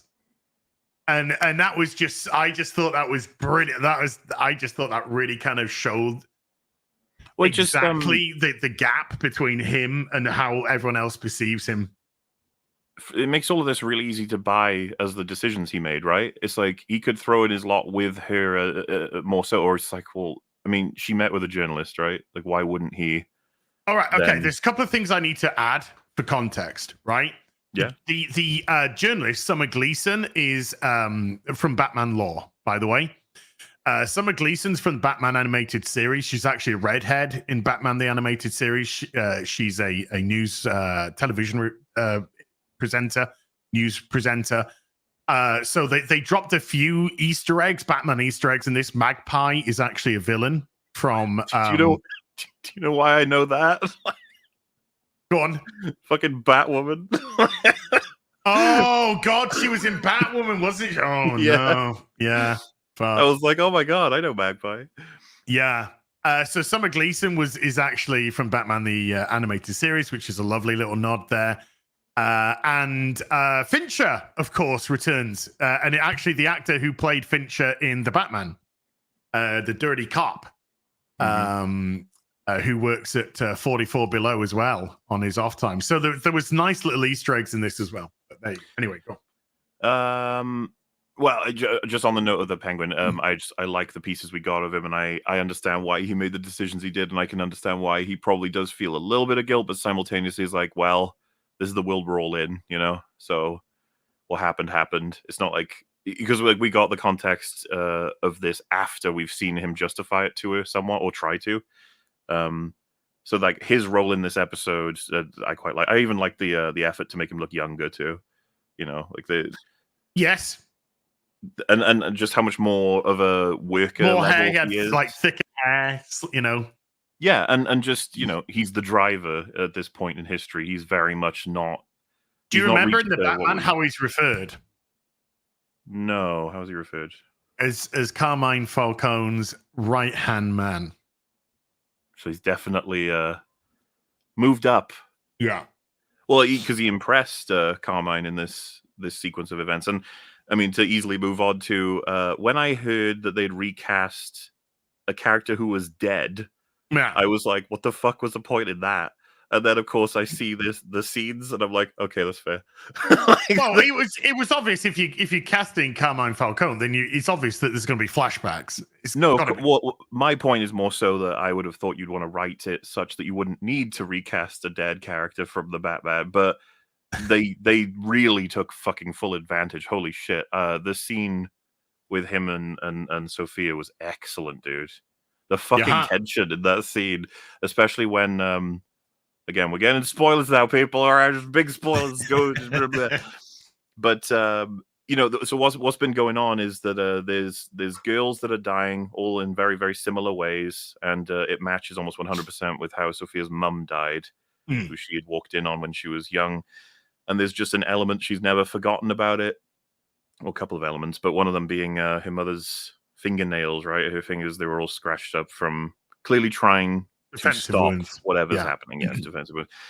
And so in that, what happens is that someone gets to Sophia to say, you know, there's horrors going on, something's happening, it's a cover up, women are dying, you should help them if you feel so righteous in whatever other endeavors you have. And so she entertains listening to the journalist, which this has happened in a couple of stories where a character as part of like a almost evil syndicate will entertain it, and then they'll get turned on just for doing that, because you shouldn't even go that far, you know, because she does shut it down. She says she does seem to decide in that conversation that sort of way. But there's this moment where she's talking to her dad about how, you know, nothing's wrong, haven't done anything wrong, but she says, you know, mom had those wounds. And then there's like a gap for a while, and he just stares at her. And then she says, which, you know, there's there's explanation for. There's ways that make sense, of course. And man, Mark Strong, there's like this one moment where he just slowly moves toward her after she said that. I was like, so you just earned the whole right to be in the show with just those couple of seconds. So he did let them keep talking. Let her reveal everything, you know. The strict impression I got from him was he was thinking in that moment, like, what do I do? I'm going to annihilate her. She's not my daughter anymore, because I have to do it to her before she does it to me. Yes. Self-preservation. He's like a smart enough character to see it all laid out in front, right? It's like, so she has doubts about her mother, which is enough motivation for her to pursue this thing with the other girls. and she's a part of the family. She'll have plenty of information she can give out. She was even in line to potentially take over the family. So imagine how much she has on them as leverage. And yeah, so he just decides there and then, like, I'm going to annihilate you. That's what's going to happen. Which, if you remember, there's a line when he's talking about making her the head of the family. He says, Yes. you know, if anyone like doesn't facilitate allowing it to happen, they'll understand, like, you're mine and they'll do as I say. Which is exactly the line that would reflect the rest of the episode of what he actually does to her. Yes. Yeah. His word is law. Yeah. And what he puts into place, the family goes with it. And having her framed, not just for the murder of Summer Gleason, but having her framed for the murders of the prostitutes, was a very clever thing to do. And then clearly the guys in Arkham, or the main doctor in Arkham, is on Falcone's payroll. And he had a very specific set of instructions. And yeah, they broke her. She got broken. It's cruel. Like, we see pretty much everything we need to completely understand how she goes from being who she was to who she is. And man, her acting, as she just gradually realizes throughout the whole episode, all of her freedoms getting stripped away one by one until she has absolutely nothing. I loved the fact that the crazy woman was unshackled. I love the fact that they did that, in as much as it wasn't just a regular fight. The fact that she was unshackled, you knew exactly from the start what was going on here, what the plan was, and she were going to get a good kicking. She were going to get a real good kicking. And then it got to the point, of course, where you put her with Magpie, and because she starts to break down bit by bit. And I love the fact that you could see the paranoia build up, the paranoia set in, that she questions everything, absolutely everything now. Yeah. And so she was like, "Oh, you've been put here to spy on me." And then Magpie, of course, just she can't stop talking. And then at that point, she just snapped. Fucking smashed her head into oblivion. I loved it because I was like, Falco did it. He like, this whole thing was just turn her into the hangman. Yeah. Basically. Yeah, because the doctor was smiling. The doctor was smiling when she did it. He's like, done. Perfect. Now who the fuck is ever going to believe her? Because she's murdered a woman in prison. She's gone psycho, murdered a woman in prison. So he knew his work had been done. He knew he did what he did. I love the as the days go by, more and more of his cell is peeling away to be the wallpaper. The bedroom. Yeah. The seeing herself as her mum strangled, and then waking up with nightmares of being strangled. I was just like, fucking hell, they've done so much work. Now you know why why she claws at her neck. It's the noose. She's clawing at the noose. It's so you know why she's got the claw marks on her neck now. It's really good. I thought it was a good way of doing it. Well, and I just really appreciate that we didn't snap her in like a night or ever. This was such heavy and consistent breaking of a person, and just to have it all build up to she meets with her brother, and he's like tears in his eyes trying to explain, like, he can't get her the court hearing, right? Like, yes, it's not going to happen, and to know that she ends up here for, it was 10 years total. Was it 10? I thought it was, it was. It's 10 or I thought 7. I thought it is large. 7. It's a large amount of time. For the 6, she's meant to be in for 6 months. She ends up being in for 10. I swear to God, they said 7 months earlier in the series, but could be wrong. But 10, a decade, ended up being a decade in Arkham. So by then, and of course, he was dead. Falcone was dead when she came out. So, yeah, and as much as she resisted and denied and kept going, she can't hack it, and she gives up and murders the fuck out of someone, thus making it impossible to believe anything other than she is the person who killed all those other people. And you could say it's a little bit bleak, but I mean, she is the antagonist. She is gonna be causing trouble in all kinds of ways, as we see in the third act of this episode as well. What I'm getting at is that it's always seemed to me that we want to avoid a lot of the time giving women too many flaws, giving women too many traumas in modern writing. This was very engaging in the sense that she goes through a shit ton and she makes her own mistakes and she struggles and escapes like this situation and is now, well, who we know her to be in the first 3 episodes, which she already made a huge impression. But now you've got this whole timeline where you fully understand exactly where and why she's coming from. And then, of course, that opening scene where Penguin, it's revealed that he killed her brother. Oh, which we didn't get at the end of the previous episode. No, yeah, we got her POV this time. Yeah, so we got the full conversation of what happened. I remember because I had mentioned it and some other people had. It's just like, I was a bit disappointed that Penguin said ditch Sophia, but now that makes complete sense. It's like he does not want to be anywhere near her right now. Holy shit. No. Because you think at the end of episode 3, it's because she's got questions now. But no, she's got answers now. Yeah. She got all the answers, which makes next week's episode probably going to be an absolute fucking banger.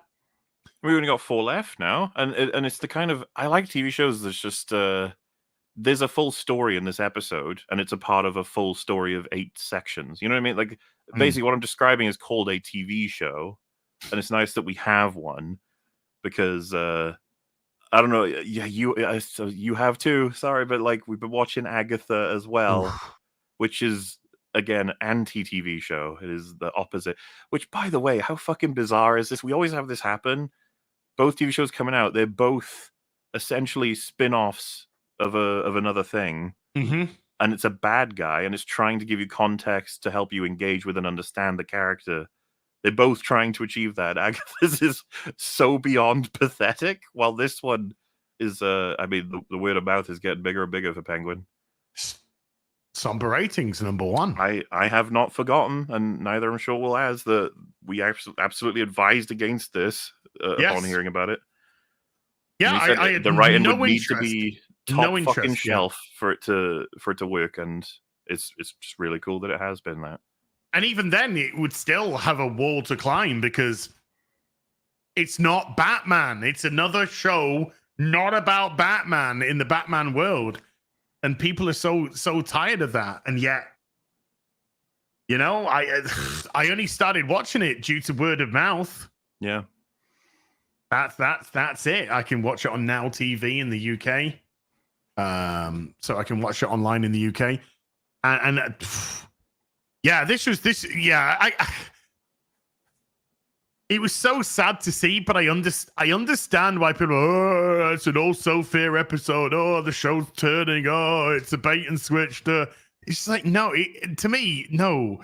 It's showing you the character. It's showing you everything now. We had a little bit of Sophia in episode 2 or whenever it was, so we just got a little bit of background. Now we get it all. Now that it's like saying all the cards are on the table now. Everybody knows everything. So we need to reveal everything. We know about Oswald in as much as, we know good bits about Oswald. We know about Vic. We had a great bit about how Vic, is where he is and makes the choices now that he's made. With Sophia, we know that she was incarcerated. We know that she was incarcerated for murder of women. We know that everybody thinks she's psycho. We know that she's killed. We see her kill, on the show. But we need to show you how it all got to this point. And I'm just like, great. I really kind of get, she was an interesting character. Now I really get the character. Well, yeah, now I understand why she would kill Penguin. You know what I mean? Like, there's not a, I hope Penguin can escape this evil mob boss. It's more, I know why she wants to do what she wants to do. And I wonder what he's going to say about all this, how he's going to deal with all of this. What excuses he might try and come up with, or what ways to counter her. Like it's become a. I understand both of them very well, and Vic, as you said, he got his essentially got his own episode. Yeah, and I'm glad they do that. I'm glad they spend so much time telling us exactly who these people are and how they work before giving us what I now expect will be a really interesting story going forward. Because a lot of we've got a triangle. Yeah, we've got a triangle going here now. We've essentially got Penguin, the Maronis, and the Falcones. and they're Yeah. they're all at each other. You know, the Maronis are at the throats of the Falcones, vice versa. The Maronis will probably understand that they're just getting played by Joker in a by Penguin in a power play, but they kind of already knew that anyway, and were kind of quite happy to take responsibility for his work. But I don't think the Maronis are gonna come too much to the defense of Penguin unless he can. Oh, the Triads as well. Fuck yeah, we got the Triads.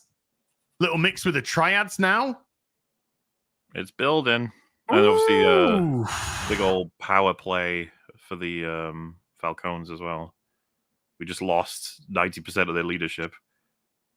Yeah, apart from Michael Kelly, Johnny Vitti, Michael Kelly, who she knows is a useful idiot. Yeah, it looks like because I was going to say she again spoilers. She doesn't kill him out of all of them. She seals the entire, I guess, mansion and pumps. I got it as carbon monoxide poisoning. Yeah, I think so. So while they're all asleep, it was just, which I appreciate. They showed a couple of them having crawled out of bed to try and escape, you know. But it's the kind of thing you're not going to make it before it gets you. You know, like you might be able to wake. Some of them didn't even wake up, which makes some sense. But yeah, the second that she was she entered the room, because I was watching it with Fringy, I was like, yeah, she's gonna kill all of them. Yeah, I thought she was just gonna gun them down or something, but she did it much more subtly. And I thought she was gonna hang them all. I thought we were gonna see a shot in the dining room where they were all hanging. I wouldn't have appreciated that, because how is she? Well, I wouldn't have expected she would hang them one by one. What I would have expected, she would have had a team to help her / knock them all out first. But yeah, I was thinking, how is she going to kill them all at the table? And then I thought, but the girl's there. Is she going to kill the girl? I can't see her killing the girl. No. And then, of course, no. It was all planned. And I had a feeling they do a thing of like she's protecting what she sees as herself before what she went through, you know? So you don't deserve this. Yeah, there's a bit of innocence, obviously, about the young girl, and she decides to hold on to that. But yeah, just murdering all the family apart from Johnny, and he's now going to be her lieutenant, essentially. Because I think he realizes he's gonna if he now steps out of order, he's getting it. But I don't see him making it out of this show alive anyway. I doubt it. The thing I wonder now is whether or not she's going to make it out of the show alive. I wonder if she's a one-season character or not. I'm not sure. I mean, we have to work on the assumption that this was always created as if it was just going to be one and out. This series. So I think they've created I think they've made probably a very tight arc. Yeah. But yeah, I think I think there's a good chance she doesn't make it out. I'm really not sure at this point, because it's just they've done a lot of work for her to the point where she's quite a valuable character to have in the universe, you know. But you can make a really effective death for her, so it's well, that's just it. I mean, look, if this is a one and done season and Penguin's going to be on top by the end of it, she probably needs to die. It depends on how they're playing the Penguin, because we have to look at the position that Penguin was in. Look, Penguin was at a high enough position in episode 1 that he just got he was sick of the younger Falcones shit. Yeah, Roberto, and just killed Roberto. Yeah, you know, he'd had enough. This is a guy who's just had a fucking enough. So we gotta start seeing some of that. Has Colin Farrell said he doesn't want to get into the suit ever again? Well, he said he doesn't want to get back into that suit again. I think that's a good pay me.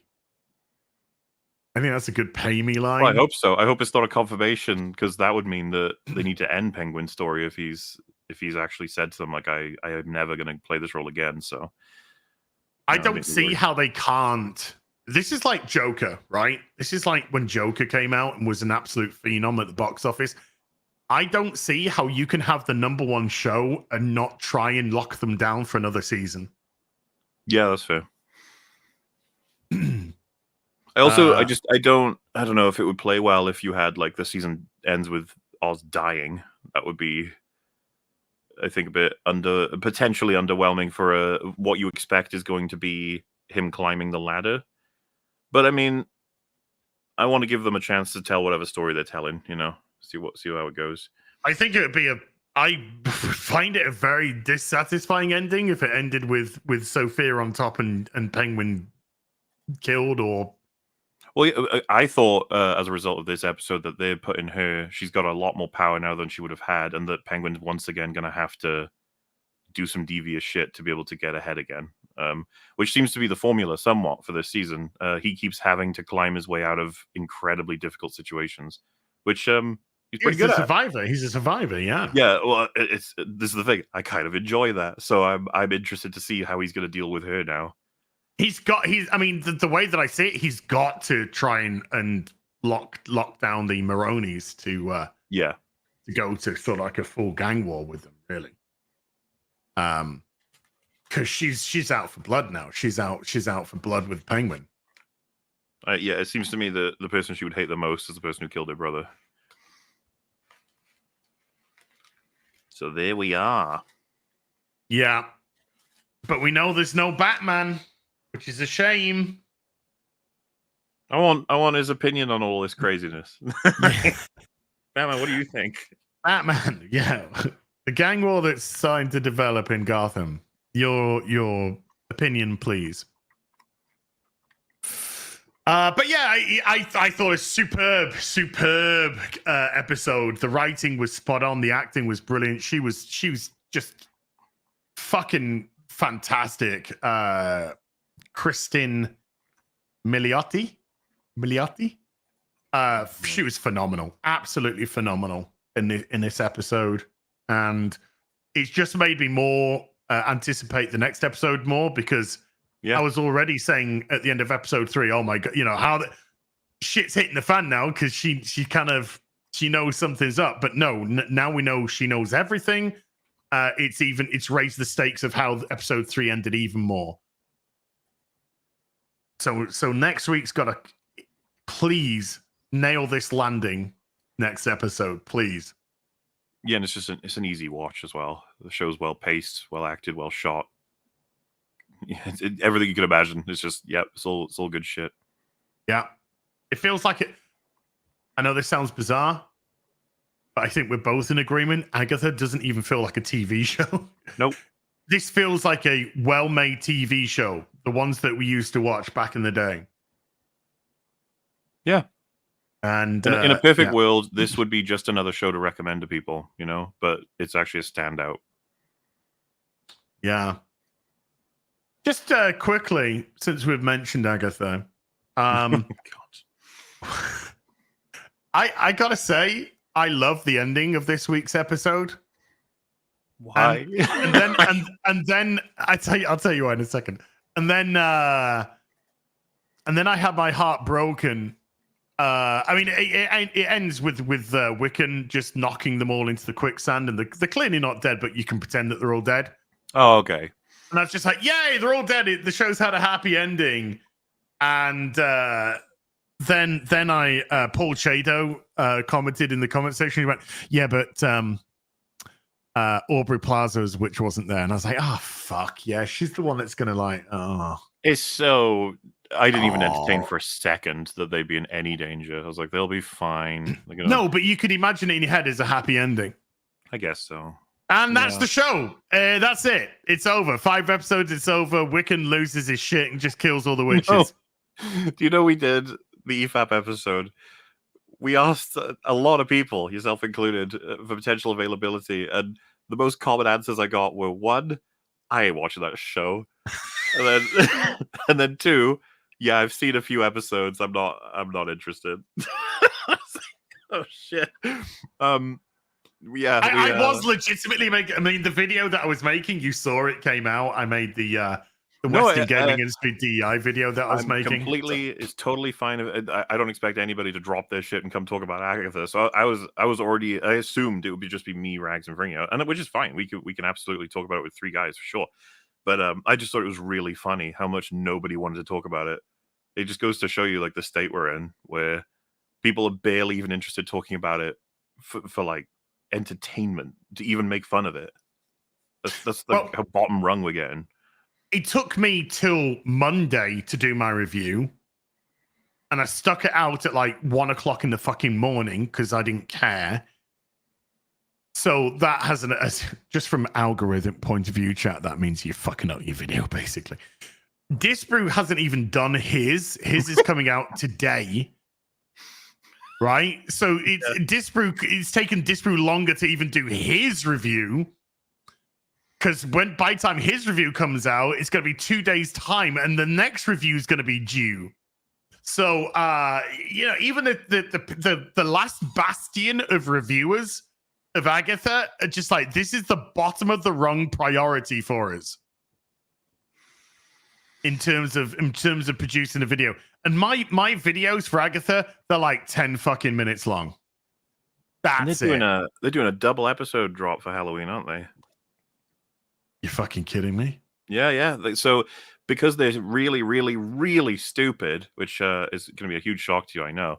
The way this show was supposed to work, of course, is it's a Halloween show. Oh, witches are spooky. Blah, blah, blah. But they soon realize, wait, a weekly release when it's 9 episodes, how do we do that? We have to start it in September. Then it's like, no, I've got the perfect solution. We release 3 episodes like to begin. Was it 2 or 3? 2, I think. So yeah, because the math will work out if you do it with 2. Yeah. And then you do weekly and then another 2 on Halloween, you get the full 9. So like they obviously planned something else, so that they were like, can you crush this such that it could all release in October? So yeah, sorry about that, but double dose. I hate it when they do that shit. It's like, come on now. Remember in Rings of Power, that dropped fucking 3 hours at once? What were they thinking? That's cruel. That killed me. Yeah, it's just that killed me because I watched the first episode and I was just like, God, this is fucking penis discharge. Ew. Exactly. And I couldn't even bear to watch anymore. There's 2 more episodes. No, I can't do it. I literally cannot fucking do this. I think it's impossible to watch. Impossible to fucking watch that show. It is kind of an nth degree sort of thing for Marvel. Like, will you keep watching it even if we make it about middle-aged women drinking wine? You're like, wow, you actually went that far. Okay, I see. But that's not even popping on any radar. There's no numbers anywhere. Nobody's watching this. I find it infinitely fucking funny that there are so many like it must be botted posts about how well Agatha's doing. It's like, you can't fake this. Nobody talks about it. Nobody wants to talk about it. No, sir. No, ma'am. It's almost kind of insane, like how much it is. What would you call it? Like a black hole of interest. You can't. Like, if you look toward it, you will lose interest immediately. It's what's it called? Is it the perception field? An eclipse of interest. You can't look directly. What's the Doctor Who thing where there's a device that it makes it so that when people try to look at you, they automatically want to look around perception filter. I thought it was that. Yeah. Yeah, the perception filter. Yeah. It's like they have that built into the show where the second you try and pay attention to it, you're like, ugh. Yeah, was it? One of my friends text me and they're just like, I want to talk to you about the end of the episode of Agatha because I think you're gonna like it. And I text them saying, right, I've started to watch Agatha, this week's episode of Agatha. And they text me like three hours later, and they were just like, oh, can we talk about the end yet? I was like, no, I'm 12 minutes into the episode after that's all I am. I said I can't do, it's like I watch a little bit I'll record a little bit, I'll edit it in, and then I'm watching fucking 10 minutes, 20 minutes of fucking videos on YouTube about anything but. And then I'll be like, oh, better go back. Where am I? Yeah, it's not okay here. Press play. Da da da da da. Pause. So da da da da da da da. And onto editing software, edit it, go back to YouTube. Yeah. Took me, my video is like 10 minutes long yesterday. It's about a 10-minute video. The episode was the shortest episode of the series so far, about 23 minutes in total or something.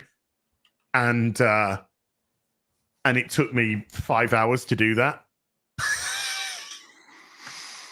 It's because I was just thinking about Echo and Ironheart and like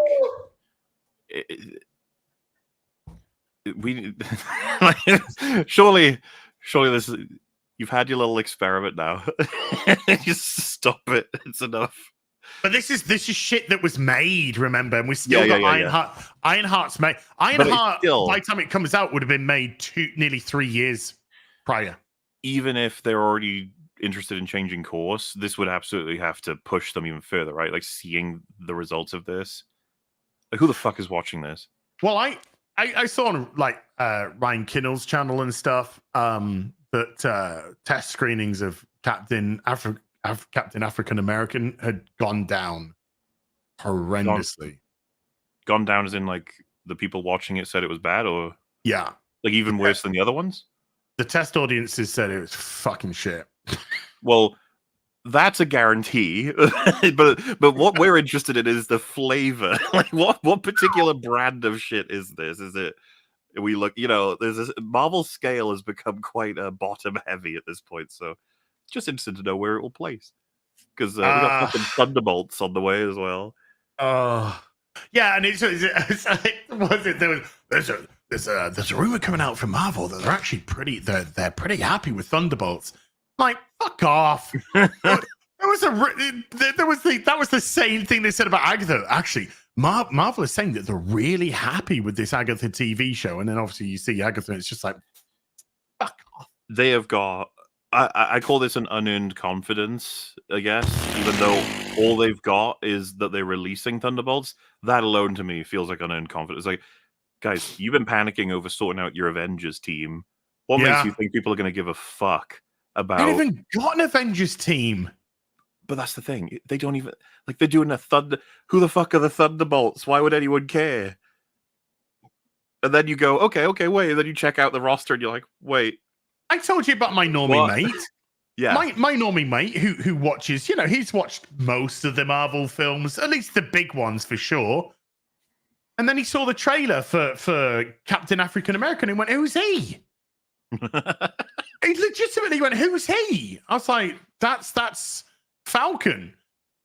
It's like, well, what's he doing with the Captain Shield? I said, he's now the new Captain America. It's like, fuck off. He's going to be even more confused to watch the film because we got a new Falcon coming in, as far as I'm aware. Have we seen him in the trailers yet? Because I know that he was in Falcon the Winter Soldier, the actor. But yeah, we got... What the fuck's he called? Is it Falcon or is it... Yeah, he's gonna be Falcon, yeah.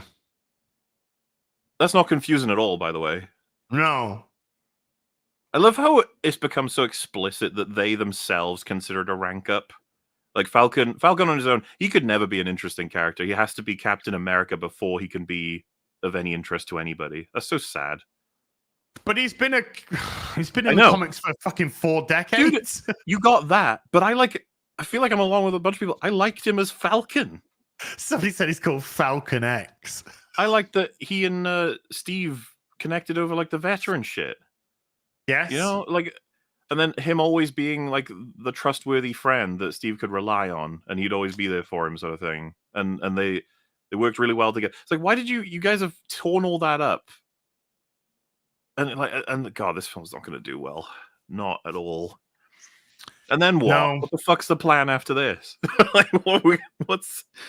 Well, then when's Avengers Doomsday coming out? I was about to say, what's the plan after this? It's like, well, let's bring back Robert Downey Jr. as Doctor Doom. The more days go on, the more I'm like, fuck, that was the most desperate thing you could do, isn't it? Like, is there a more desperate move than that? And you might say, like, well, bringing him back as Iron Man. It's like, but they are. They're going to be bringing. He's going to do Iron Man and Doctor Doom more than likely. Yeah, because we're doing multiverse shit. We're going to be doing not Secret Wars. We're going to be doing the other one. Man, that's going to be. If we get the 2 Avengers films, and I know this isn't, but if we get the Ray movie as well. Well, that's apparently on hold. Yeah, well, the one we're more guaranteed now to get is the Mando movie, which, like, all right, good luck, Disney. Christ, how did that happen? Mando and Grogu on the big silver screen. No one's gonna care. I don't think anyone's gonna care. What does that do at the box office? Mando and Grogu the movie. I feel like that's really hard to predict. Yeah. It's like what? Our audience going to see Star Wars, and then so that's just going to make them go to the cinema because it says Star Wars at the top? Or is it going to be like nobody gives a shit? Is it going to be like Solo? Is it going to be marketed as Star Wars Mando and Grogu or Mando and Grogu? Because I seriously think that can make a huge difference. They're going to call it something like Star Wars The Mandalorian. The thing is, they need to be super fucking careful what movie they spend as their next Star Wars, because it's since 2019 that we've had one. As in, like, you know how it works with any given IP. If there's enough time that's gone by, people will just sort of give it a shot. And it's like, oh, new Star Wars? But you only get that the one time. Because I assume once they've released their next one, they'll start rolling them out a bit more. Or they'll completely stop because it'll fucking... I was going to say, but you got... Right. Your next 2 movies are apparently Mando and the Green Fucker and the Ray movie. Yes. Which are set in 2 completely different time periods. Well, there's also the one set in was it the High Republic or before that even? The beginning of the Jedi, right? There's supposed to be a movie where I can't remember who was directing that. Those were the 3. They were supposed to be the 3, but yeah, I know, right? Like as if Disney could handle the origination of the Jedi. It's like, please, fuck off. Dude, we saw the Acolyte. We know exactly what they... Oh, sweet Lord. And that couldn't get... Yeah, James Mangold one. James Mangold, yeah, okay. They couldn't fucking cancel that quicker. The Acolyte. It was literally, and the series is done. Cancelled! Dude, all 3 of those projects need to be swiped off the fucking table. Like, why would you even... Mando and Grogu is the only one that I can vaguely see, like, why they may have thought that could be possibly a Ray movie. Do they have nobody working there with a brain? Like, why would you make a Ray movie? But whatever. It's simultaneously not shocking. It's just that, you know, if you were forced to push forward with one of those 3 movies, which one would you pick? No. I'm not giving you a choice, buddy. Well, I am giving you a choice. That's the point, actually. So the James Mangold, the Grogu, and the Ray movie. Wait, let's be specific. I forget the name of the director, but the Ray movie with that documentary lady. With Obey Chinoy, Sinead Obey Chinoy. You get that, or you get Mando and Grogu with Dave Filoni and Jon Favreau, or you get James Mangold doing the original Jedi, or the beginning of the Jedi, I guess. Is it with or without Disney interference? Oh, all of it's 100% Disney interference. Right. In which case, then, I want the Ray movie because I'm going to make the most money off it. Personally, I'd probably go with Mando, I guess, because I feel like the Ray movie... You're looking at it from the perspective of you want the best film. I want to make some fucking money. It's not the best. Well, it is the best. I was more so thinking the most damaging. Logical, No. Get the Ray movie out. Let's make some fucking money together, okay? Dude, it's going to be a fucking disaster. Yes, of course. All of them will be. A woman who makes documentaries about repressed fucking Muslim women is making a $250 million Star Wars film. Give her the money. Give it all of it. Give every fucking cent to her. Let her make it. Let's make lots of money. Come on, let's fucking make some dollar. It would be the biggest disaster in fucking cinematic history. It would be up there. I was just trying to think like what would be big. It's like if they bring out a really bad Rey film as the newest Star Wars film, that would be. It probably wouldn't. I was just trying to think like what money would it make? It's like if they made a Rey 350 million. If they made a Rey trilogy, the third one would be the one where I'd actually be concerned that would flop. I'd be like, that's probably going to happen because the first one will probably just off Star Wars, especially because you know what they'll do in the fucking trailer. They'll throw every piece of iconography at you.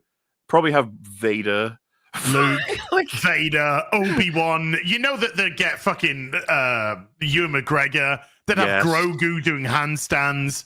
Mando polishing his armor. I'm just picturing like Vader's just being wheeled out on like an actual. No! You know that 90 seconds of the video of the trailer, the first trailer, is old Star Wars shit. Yeah. With fucking voice. Remember a time when. And it's time we return to the stability of the blah blah blah, and then Rey's gonna give us the new Jedi Order.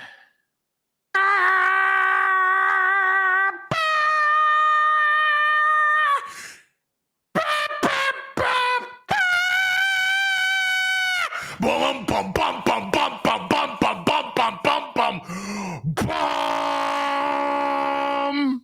You'd get that, but you need the piano too, the soft, very contemplative and nostalgic. Well, that's what version. starts it. That's what starts it, and then it ends with the John Williams-esque crescendo of bollocks. That was a little bit. Yeah, it was kind of impressive. You should do trailer music. Honk. Honk honk is the fucking Star Wars trailer music at this point. Yeah. Honk honk honk honk honk honk. Oh man, what a wonderful time we live in to be a content creator on pop culture. Ugh. Just imagine it, like going right back. Let's before we go to supers, let's just circle right back to where this kind of started with. What would you do if you knew what you know now when you go back to 2010? Just imagine we'd be making like so many positive videos. Oh, this week's Doctor Who.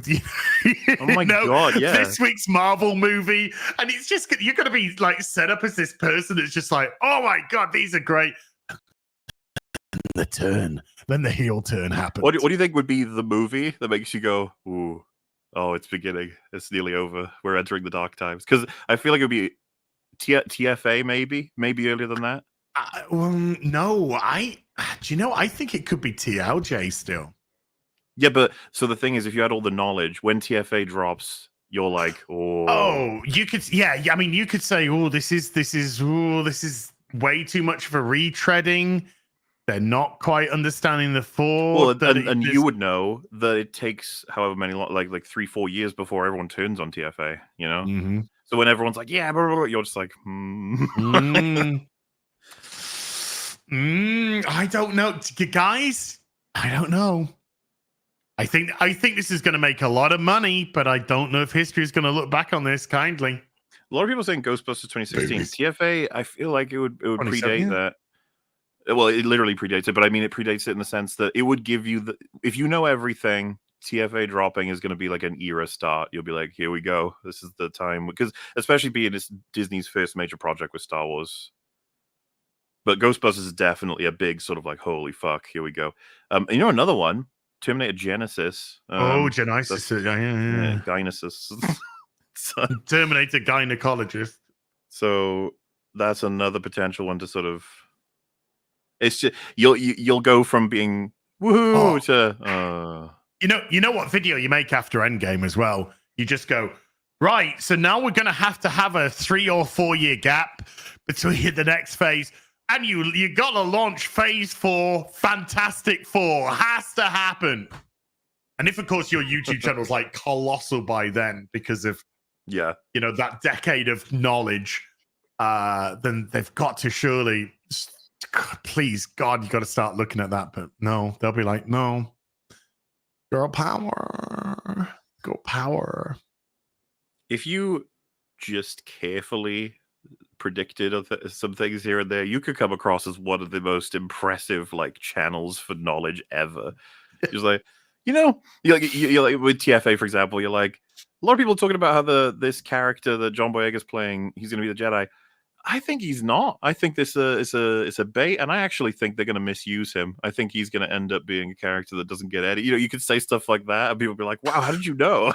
Well, I mean, you could play on elements which we know though much better. You could say like, what my concern is. One of my big concerns with this trilogy is the fact that this trilogy isn't thought out. This isn't a constructed trilogy.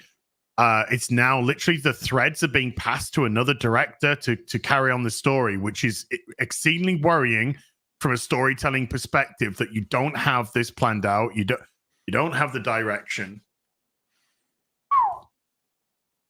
We need to have things paid off. Well, if you get the someone has mentioned, if you get the poster comparison, you could make a very good point of like we're gonna reduce Finn's role because they're a company that worries about like certain demographics being upset at the main role. You can make like claims about oh, dude, before Mulan happens, you could like point out some of this shit.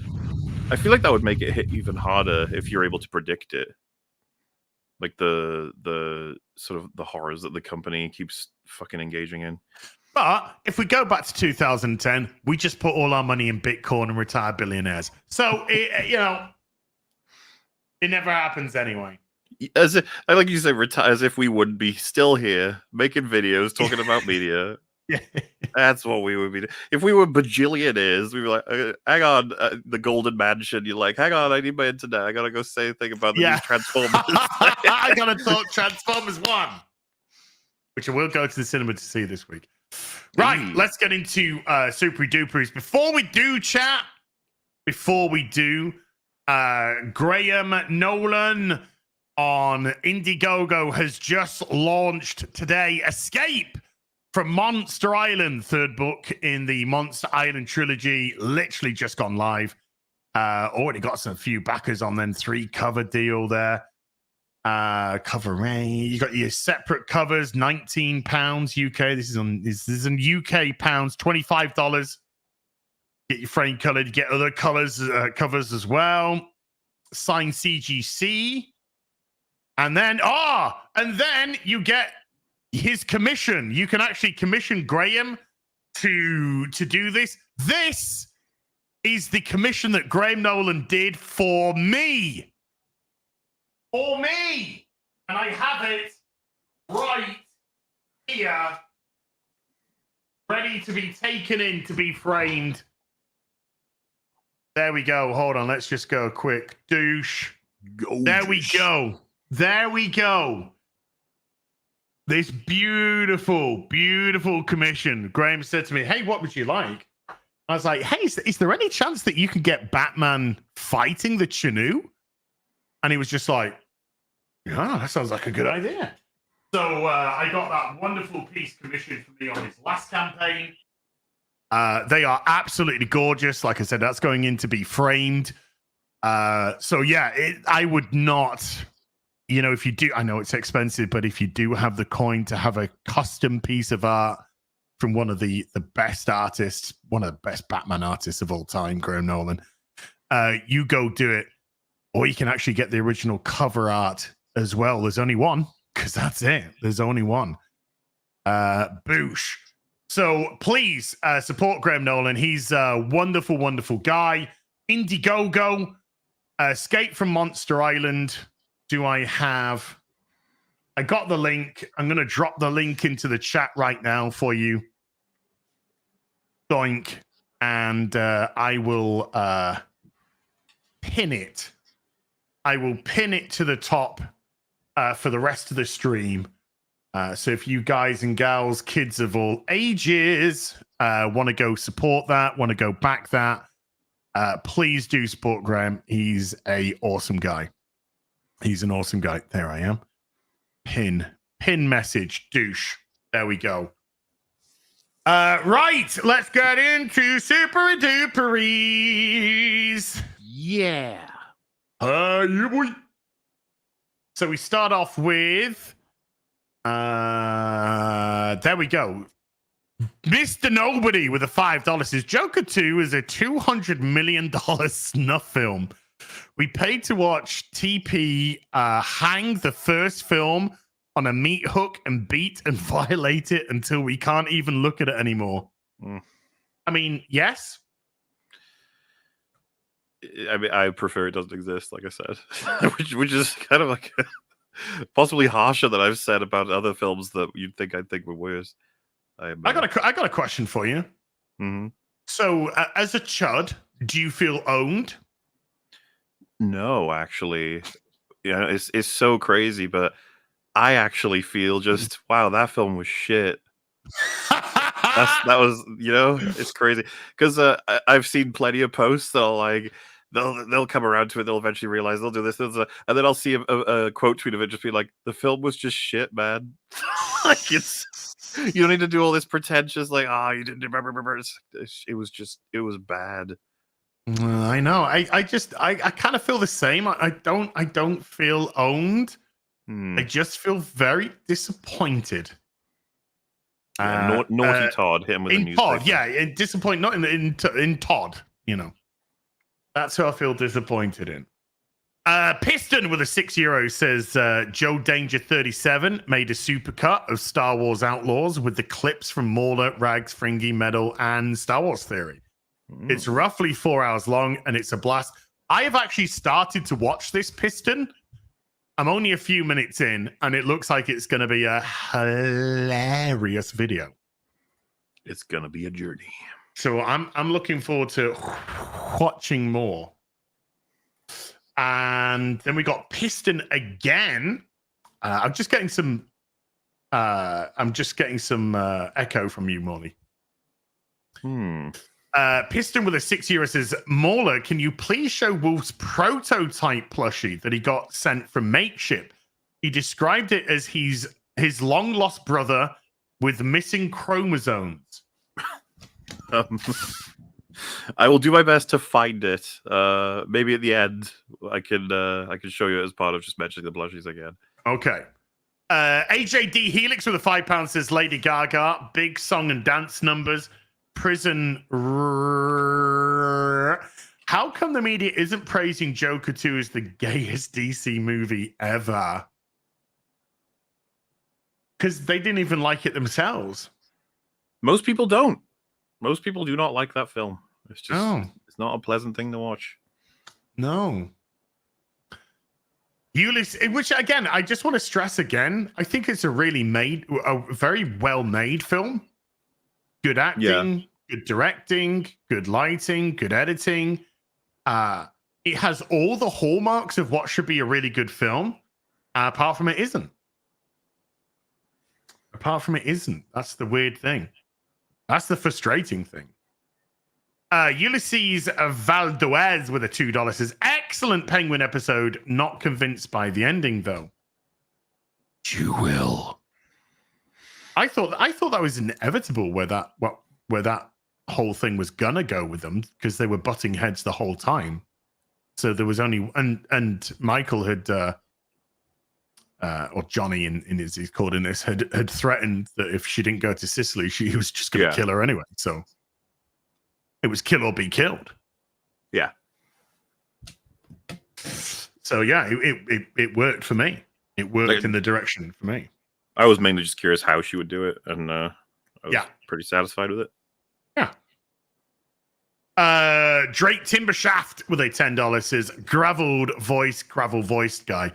I've been told, I've heard that Penguin is the gayest. Oh, I've been told, I've heard that Penguin is the gayest a DC show. Agreed? Me. Are you shipping Cobblepot and Victor, you freak? Back to pedo prison with you. Oh. Did you see at the end of one of these Agatha bot accounts put up Wiccan and put up Scarlet Witch pictures of them next to each other and said something like Marvel's biggest power couple right now, as in, not quite I mean, I think they know that Wiccan is her son, but I think they said power couple isn't just two people. Couple isn't two people. Yeah. And Disprue just replied. Disprue just replied with, "I'm shipping them," and it caused them to delete their Twitter account. Yeah, because that's the kind of shit you see all the time, isn't it? Like,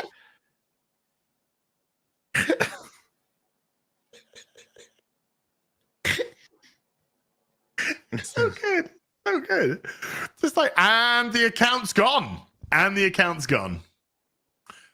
Jim has been a member for 29 months, but it was totally a bot account. It was totally a bot, one of these marketing firms using it as a bot. yeah. Jim, thank you very much. Stephen De Leon with a $5 says, well, if it isn't Mr. Baby Heels' face and the token well sheet, hashtag shout out West Texas. Get him out of here. Marksman of 117B with a $5 says, as over a year ago, I shared a Kickstarter for a film about the game Stalker. It is now an official film as the studio reached out and adopted it. Ooh. Wow. Nice. Good stuff, yeah. Stephen De Leon with a $2 says, Sophia Falcone calls wifey. Never stick your dick in crazy, Stephen. Come on now. You know the rules. Well, what if you're crazy already? Does crazy plus crazy equals sane? Yes. Every time, 100%. Okay.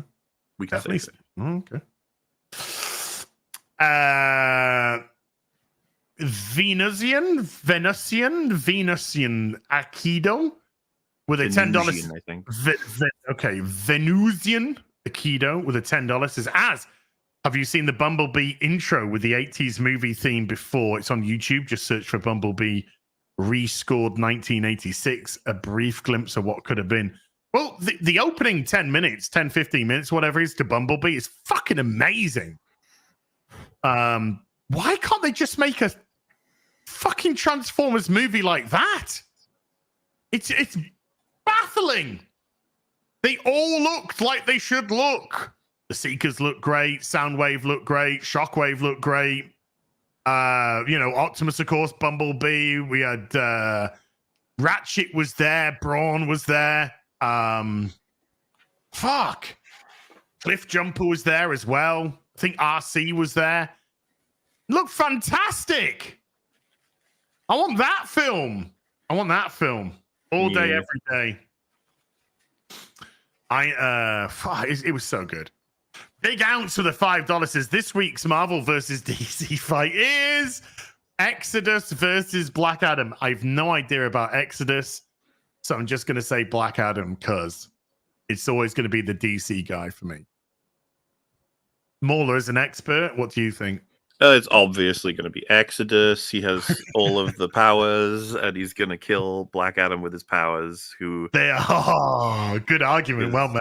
Black Adam's powers aren't as good as Exodus's powers, so I think that's that's my analysis. Megatron not being there kind of makes sense because Shockwave's the guy who essentially runs Cybertron for the Decepticons anyway. But, Marksman at 117B with a $5 says, as a backer, I've seen the film, 1 hour and 3 minutes long with great action scenes. The public release is on Halloween. I recommend for a fun watch. Dude, keep us abreast, Giggity, on what's going on about that, because I'll give it a watch. Piston with a €2 says, which game have you 100%ed that you wish you didn't? Gollum? We didn't 100% that. Maybe. There was like collectibles and shit that we didn't get. Was there? Yeah. Hold on, let me see what my Gollum percentage is. Look, the Lord of the Ring Gollum. What is it? What's it under? Just Gollum? Should be, yeah. It's not under Gollum. Where is it? What was it called? Lord of the Rings Gollum. There you go. Right? The Lord of the Rings Gollum. I have. Oh no, I've only 20 out. Yeah, loser. 20% of Gollum. Fucking hell! What? It's 44 gig. You bet your ass. Okay. How I don't know how I did on The Last of Us Part 2. You can order like your games in terms of completion somewhere, right? What's like, how do you do that? I don't know. Hmm. Maybe I've never 100%ed anything. Oh my God, pathetic. I just don't care. Call I'm yourself not a gamer. No, yeah, but I'm not into. I don't care about like the achievement side. It's never interested me. Calls himself a gamer. Honk. Marksman at 117B with a $2. His film is called Stalker: Shadow of the Zone. I think you're a fan. I think this guy's a fan. Mm. I think the Resident Evil ones I'm really up with, because it depends on the game, I guess. The Resident Evil ones I fucking love. I love doing Resident Evil shit. Resident Evil 2, 31 out of 44. Resident Evil 3, 22 out of 32. Resident Evil 4, 30 out of 46. Have you got 100% completed anything? RoboCop, 24 out of 27. Silent Hill 2 remake, 25 out of 43. Oh yeah, how is have you gone through all of that yet, or? Yeah, I completed it. Yeah. Do you recommend? It's a good game. I gave it a 7 out of 10. All right. Okay. I don't think it's great.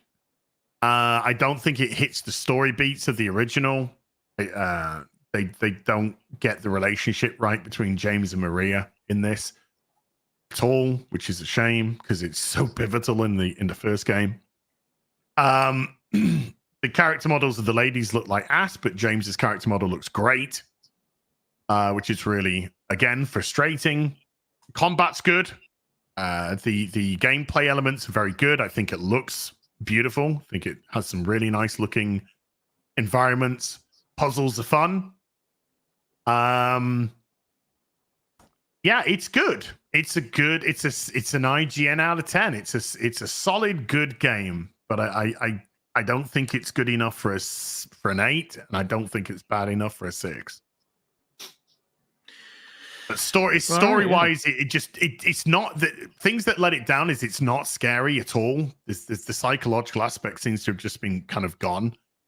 It's not remotely scary. And the storyline just doesn't seem to slap like it does in the original. Yeah, fair. I was going to say, I can talk a little bit about mine while you're pulling yours up. But if you go to your games on your profile, you should be able to choose the tab Perfect Games.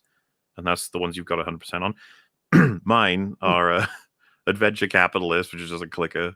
Getting over it. Where's that? So your profile is on Steam. You see you got store, library, community, and then... Yeah. Store, library, community, yeah. And then there should be a little thing of games, just in general. You click that, and then you should get several tabs, and one of them is Perfect Games. Games. Where? Games. Currently on games, yeah. Click that. Perfect Games. Resident Evil 2 one-shot demo.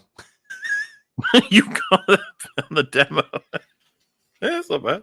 There you go. Yeah. Wait, is that what else you got? That's it. That's the only one I've got. Yeah. Man, I would have thought you'd have a couple in there that are just like sort of Oh, I was about to say, why don't you have only up in there? There's only one achievement in that game to complete it. And I never completed it. Yeah.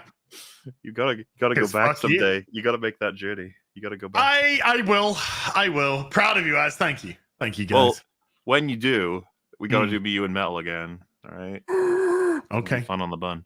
But I think it'd be good you, me, Metal doing Chain together. That'd be fun. Well, we got to do that for Real BBC at some point. Yes, as well, right? Yes, we do. So when they get back, maybe December, that'd be fun. Like Christmassy season when we, just chill out with the videos and just do some streams. Yeah, I got do you ever play Getting Over It? The one where you're in a little pot and you got like a sledgehammer? No, I know the one that you're talking about though. I got the 3 out of 3 achievements on that. Then Cluster Truck, which is a really fun little indie game. Ukulele, remember that?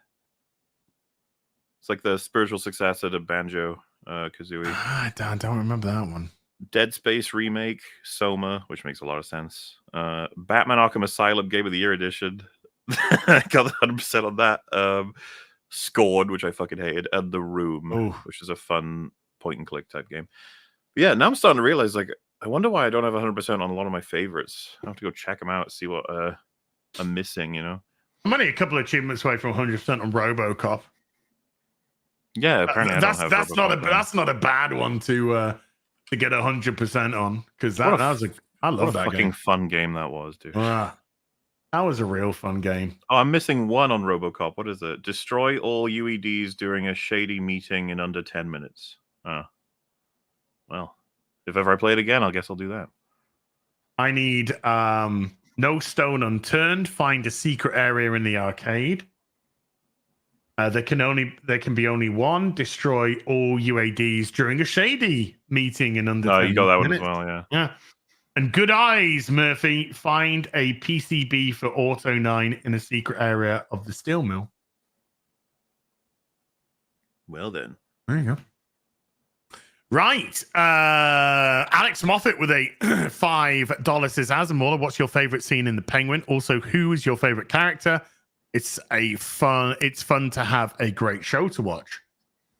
I think we went through quite a lot. In terms of favorite scene, I don't know. There's been a lot of really good scenes. That I was quite, like the one I mentioned, I was quite struck with the Carmine and Sophia, that moment where she essentially stops being his daughter. I was just really struck by the tension in the scene. And I'm really glad, even with the limited time we had with him, that he's done such a good job. He's like intimidating, which you just don't get enough these days, you know? Yeah, his son was scared shitless of him. You know, he was kind of like brush his dad off at the beginning of that conversation. And then by the end of the time that dad spoke to him, he was just like really fucking apologizing. But so you felt the power dynamic for sure. I pretty much enjoy every scene with Penguin, you know, like I'm trying to think of a standout ones. It's usually going to be, I really like the restaurant one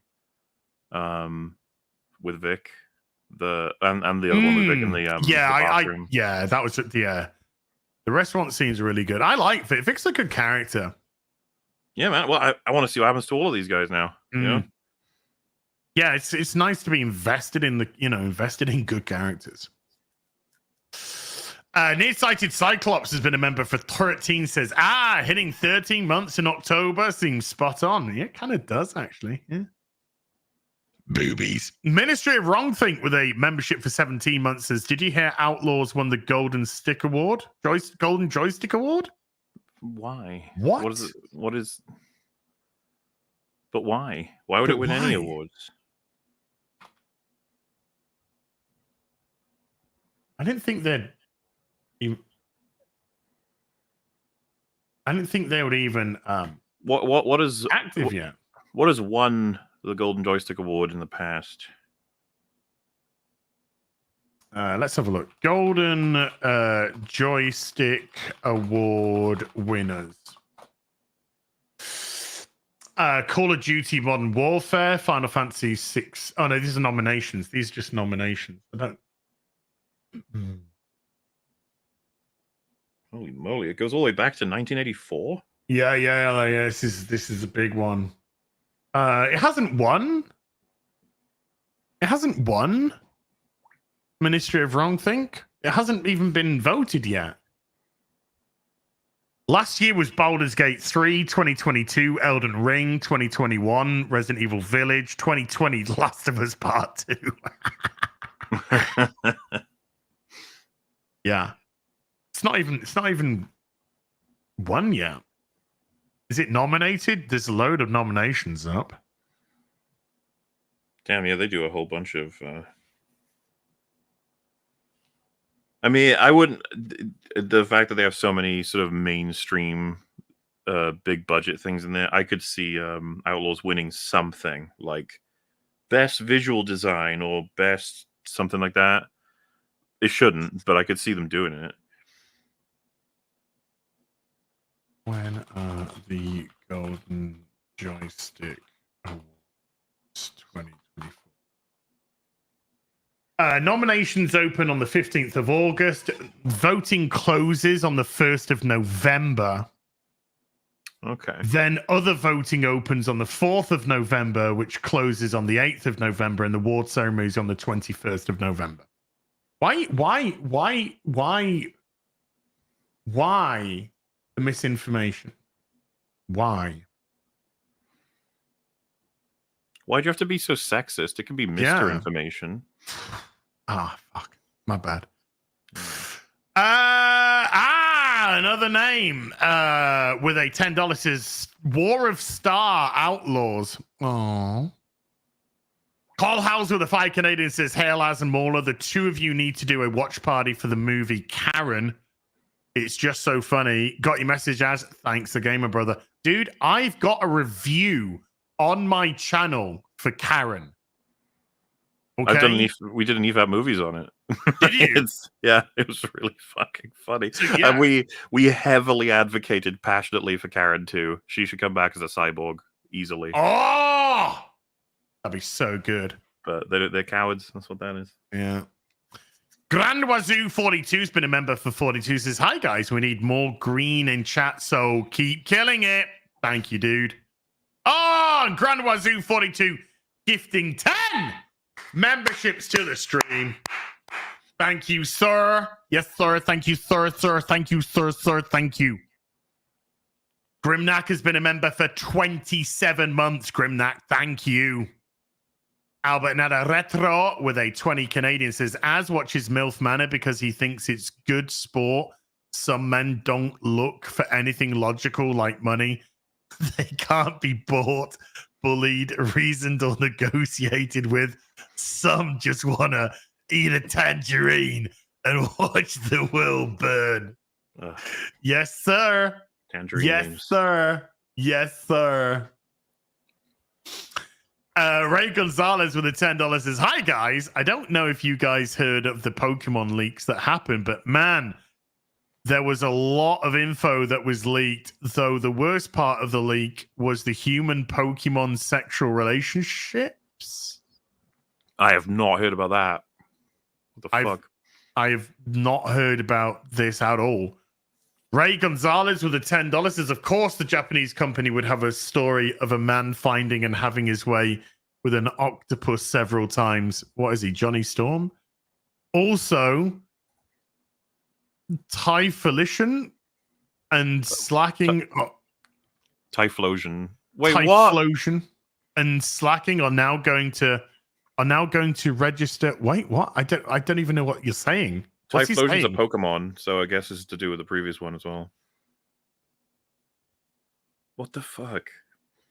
What is going on with Pokemon? I have no idea what was just been said. What has just been said? Then I have no idea what has just been said. I like Typhlosion. What are they doing?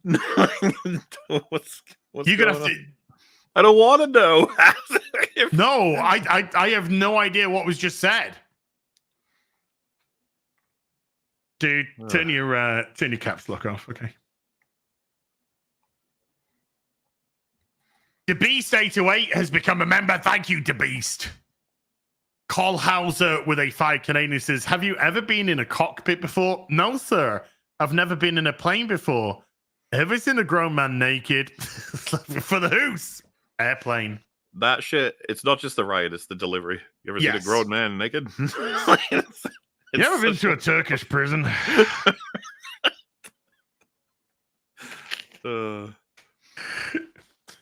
you ever seen a mom when she comes out of the shower and the water just glistens off her naked body?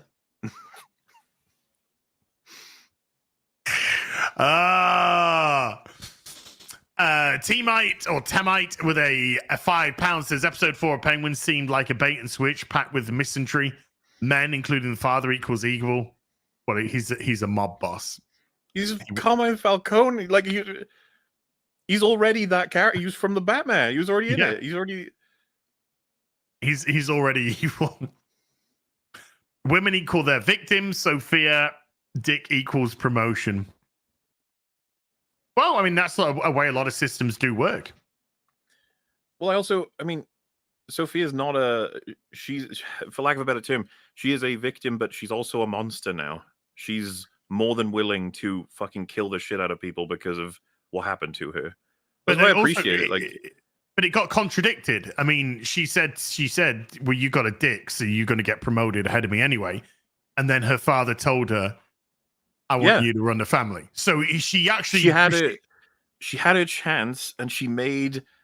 This is why I like the writing so much. She made a mistake that I can understand, but it's too big to ignore. Like, you talk to a journalist... You and of course, having Penguin's recall of events would have been even worse for her, because you'd have been like, "Listen, I've been driving around. She's talking to people who know stuff. And look, I'm not saying anything. I ain't saying nothing. But you might want to look into that." And then, of course, when she told her dad that she's had thoughts about what he did to the mum, you could tell that was it for her. That was it. Yeah, that was it. So she actually bucked the trend. And now, she did it to herself. She kind of talked herself into it. The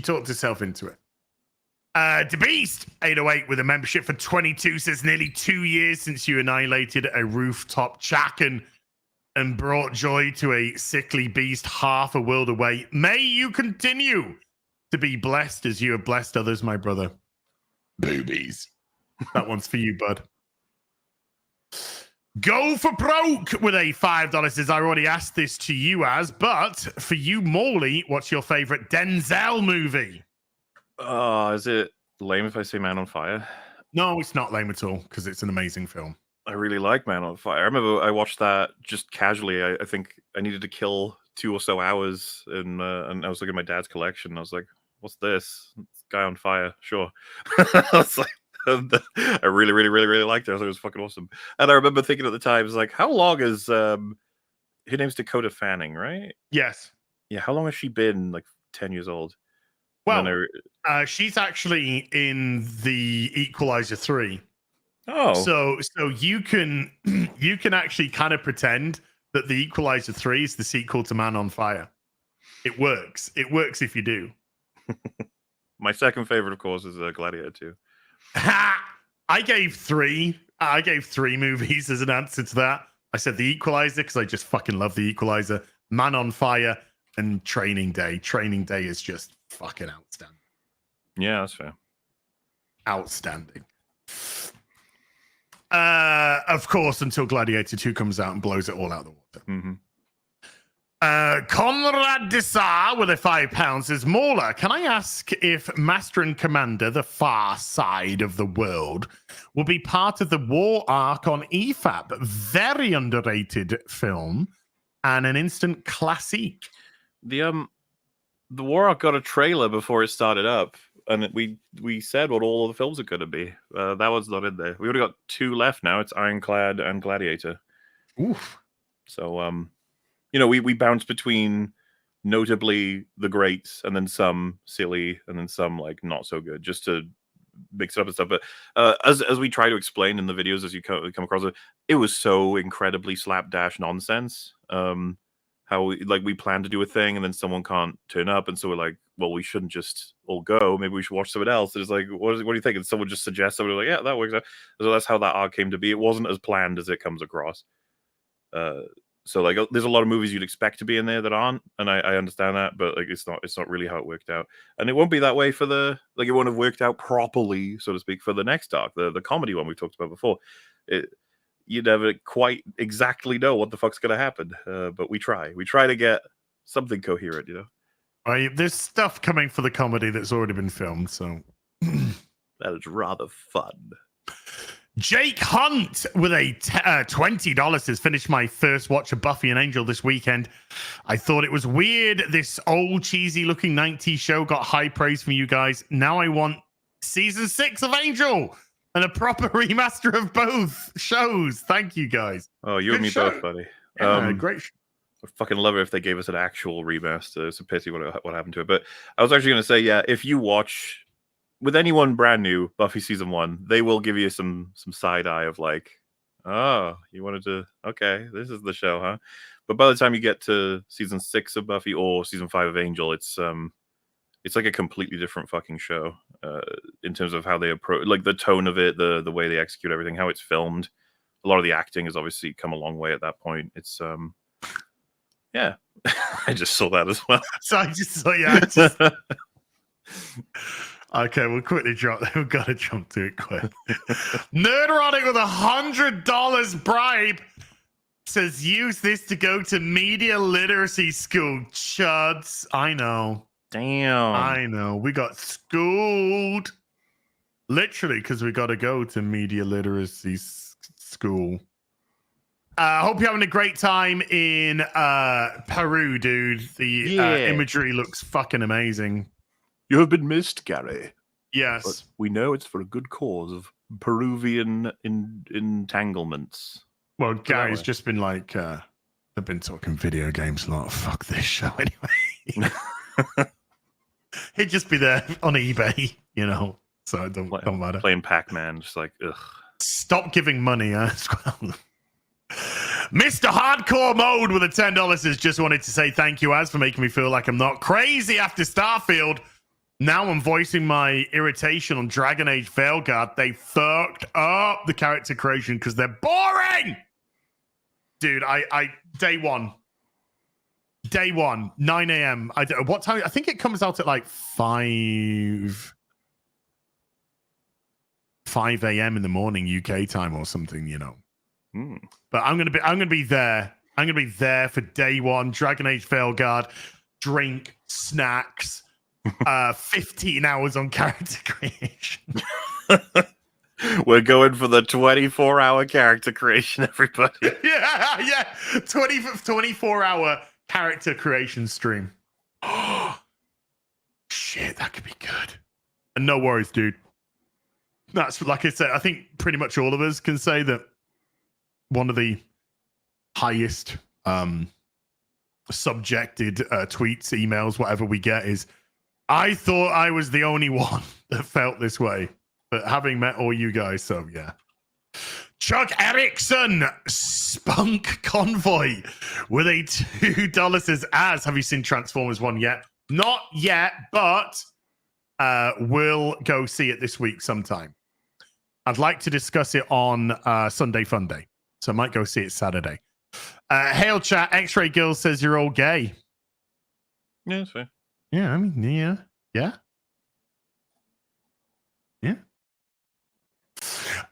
Samuel Myth with a £2 says thoughts on Red Dead Redemption 1 coming to PC. None really. It's cool. Yeah. Inevitable, you know, at some point, yeah. Josh Knight with a $5 firm handshake. Firm handshakes to you, Josh. Love you, bud. Mr. Mark 12 with a 20 Norwegian says Total Biscuit pioneered it all. Total Biscuit was great, as I've stressed many times over. He was a monumental influence in me creating my YouTube channel. Monumental. Yeah. So very missed. John Byrne, very missed. The God of Gravy with a £10 says, Az, missed you on Friday, missed you more than Arthur Fleck missed the lesson about not picking up the soap in the showers. And all I'm trying to say is that Pearl Harbor sucked and I miss you. Yes, indeed. Rewatched that semi-recently. Loved it. Obviously, the biggest reference. Yes. Team America. Yeah, Team America. It's Did we record an EFAP? No, but I or think did we just should. watch it together? No. I don't think we've even done that. But we definitely should do a. Did I do a drinker? Did I do a stream with Drinker about Team America? Possibly. That seems more likely. Yeah. Maybe. Yeah, I think that's got to be one that we do. Surely. God, we'd be in tears laughing at that. I feel like that might be the one to end the arc with. Ooh. Because it does feel like the possibly the best one for we'll never get this ever again. Yes. Yeah. God, yeah. And Tropic Thunder. We got to do Tropic Thunder. Yes. Yeah. LC Laban with a $5 says, I'm sure Mauler can relate to missing the days of John era Game Grumps on YouTube from 2012. The kind of jokes he and Aaron made would never fly in 2024. I don't know how aware you were of that, but yeah, I was watching because I love the animation side of YouTube so much that I was fully aware of like Ego Raptor and a lot of the game review stuff. So John Tron and Ego Raptor coming together to do Let's Plays, which what's funny is they were both on record, I think, up to that point, having said they'd kill themselves if they ever got caught up doing Let's Plays, you know, that sort of thing. But the whole point, and I think they really did prove this, was that they're like, we're not going to be what you'd expect. We're going to, not only do we care about these games, we're going to be playing really old ones, and we're going to talk about what they meant to us, and we're going to make some jokes, and they're not going to be very, I don't know if you've seen the compilations as. No, I think I probably need to. The jokes they were making back when they started that channel is the kind of shit that's like, yeah, no. I think some of the episodes have even been taken down since because like Game Grumps has become entirely sloppified. Like it's the safest fucking thing you could ever find. But when their first year, the John era, yeah, that shit was funny as fuck. They had, you know what I can ask you about? Because they have this argument that I've always found fascinating. Ooh. They're playing a game called Nickelodeon Guts, and they both come into it, and it's a series of mini games. I think that's supposed to represent, like, think about a gladiator type fun padded, but it's like all digital. So just think, for example, both of you and I load in, no idea what the game is. We both got basketballs, and we both got to get them into the hoop. Simple as that. Now, let's say I get 3 scores immediately, and you barely even understand like how do you even throw the ball? Do you think is it more fair or less fair in that moment? Because what happens basically is he says, "Tell me how to throw the ball," and John is like, "No, that wouldn't be fair." And then he was like, "No, it would be fair because you know how to throw the ball and I don't." He's like, "Well, no, I came in with the same information as you, so it wouldn't be fair for me to give you an advantage I now have because I figured it out."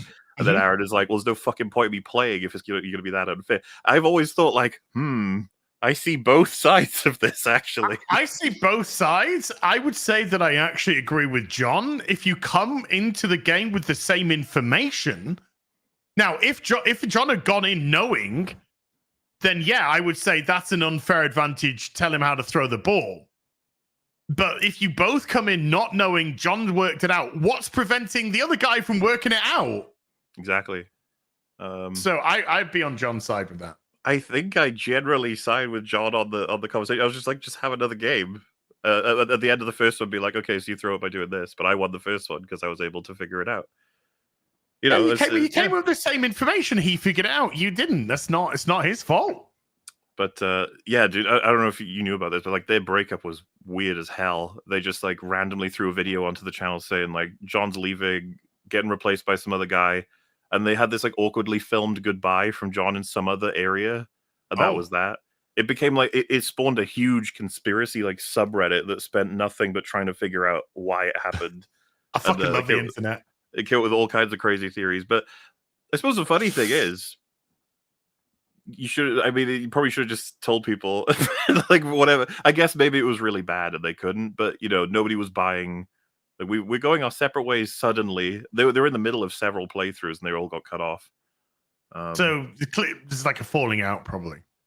Yeah, well, I think as time has gone on, they nearly made some kind of, because they made like a video together several years later. It was about Star Wars, and then I think John got like sworn off by them for different comments, as in like they were like, we will never associate with him ever again. It's hard to track. I'd have to go and look at all the history, but it was yeah, it was, you know, someone's probably got a really good video that goes over it. Okay. Just jumping this one. My nerdy home staff with a $5 says, "Gentlemen, my lady." Good to see you, Steph. Right, let's go scroll back up. Where did we get to? We got to here. Razorburn with a 23 months says, "Az or Morley or both, if you went back to 2010, would you try to prevent Disney from buying Star Wars?" No. This, I mean, what could I even do? Yeah, anyway? exactly. What the no, because there's nothing we can fucking do. Nothing. Curtis D of Montana has been a member for 12 months. Thank you.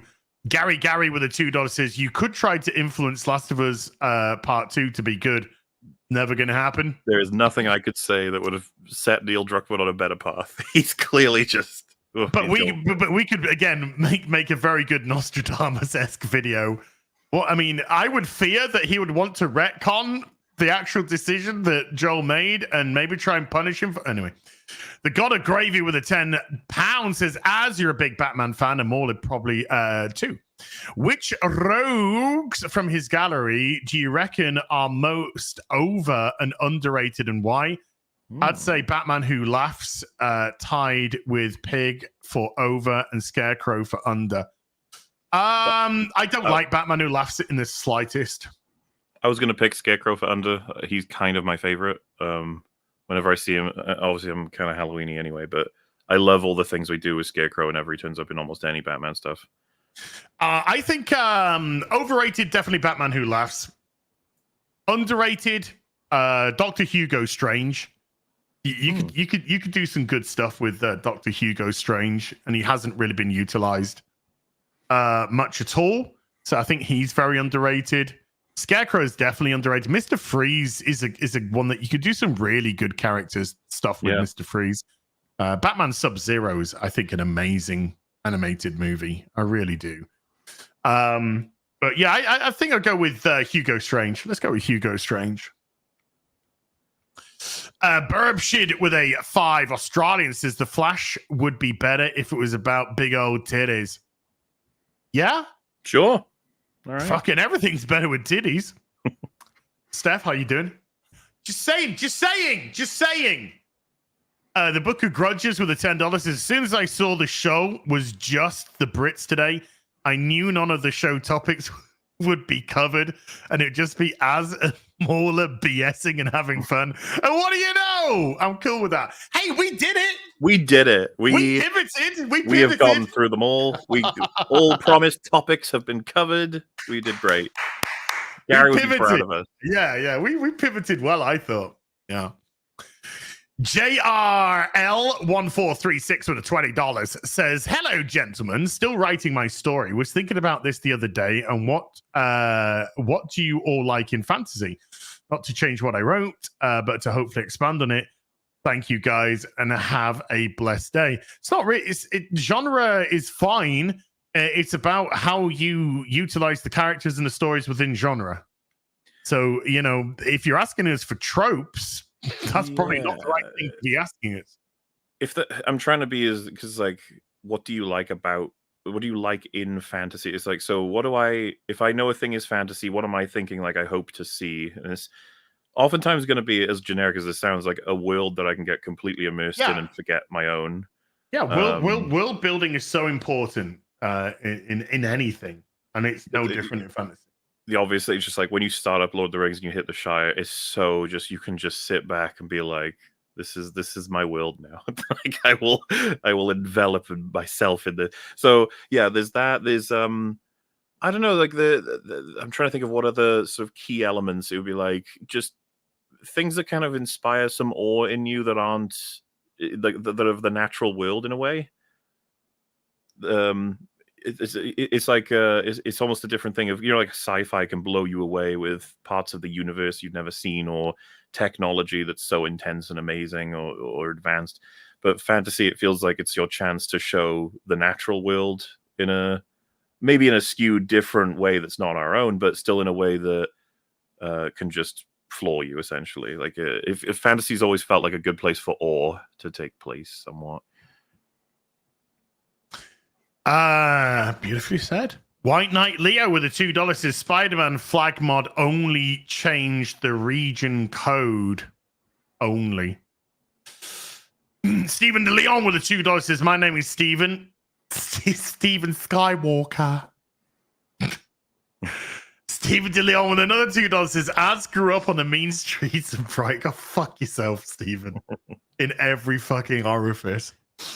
Al Malone with a $10 says on the Nexus mods topic, They ban mods that lighten a character's skin tone and remove pride flags, but mods where you can marry and hang out with children have been available for what the fuck? I don't even want an example. Yeah, I was gonna say what? No. The Wolfram Heart 79 has been a member for 16 months. Thank you. Chuck Erickson, Spunk Convoy with the $2. As have you watched Transformers 1 yet? I've answered that. No, not yet, but I will watch it this week and we'll talk about it on Sunday afternoon tea with us this Sunday. I don't think I've seen you be asked to watch a thing more than that. I know, but it's been so divisive with Transformers fans. They want to know my point of view. And I was going to mention this at the end of the stream anyway. I've got another Nerd Out stream coming this week. This Thursday, 6 p.m. UK time. Myself and Drunk 3PO, if you can believe it. We're going to be talking Transformers. We're going to be talking G1. We're going to be talking the new Transformers comic and Transformers in general. So this Thursday, 6 p.m. UK time, Nerd Out with Drunk 3PO on Transformers. Iron Bean with a £10 says, but have you considered that Joker 2 has to be a 7 out of 10 minimum? I know where this is going. Is this the Alana Pierce stuff? Because it's so much more complex than all the indie movies that get thrown on YouTube, which needs the entire 0 to 6. I text you, didn't I? I text you, or we were texting each other, and I said, dude, I'm watching your Alana Pierce video, and she's fucking retarded. I kind of hate that video from her for a lot of reasons. Obviously, if you've watched the coverage, like the way she treats those indie games is so fucking rude. Just absolutely dismissive. Just so dismissive. And what about Valheim?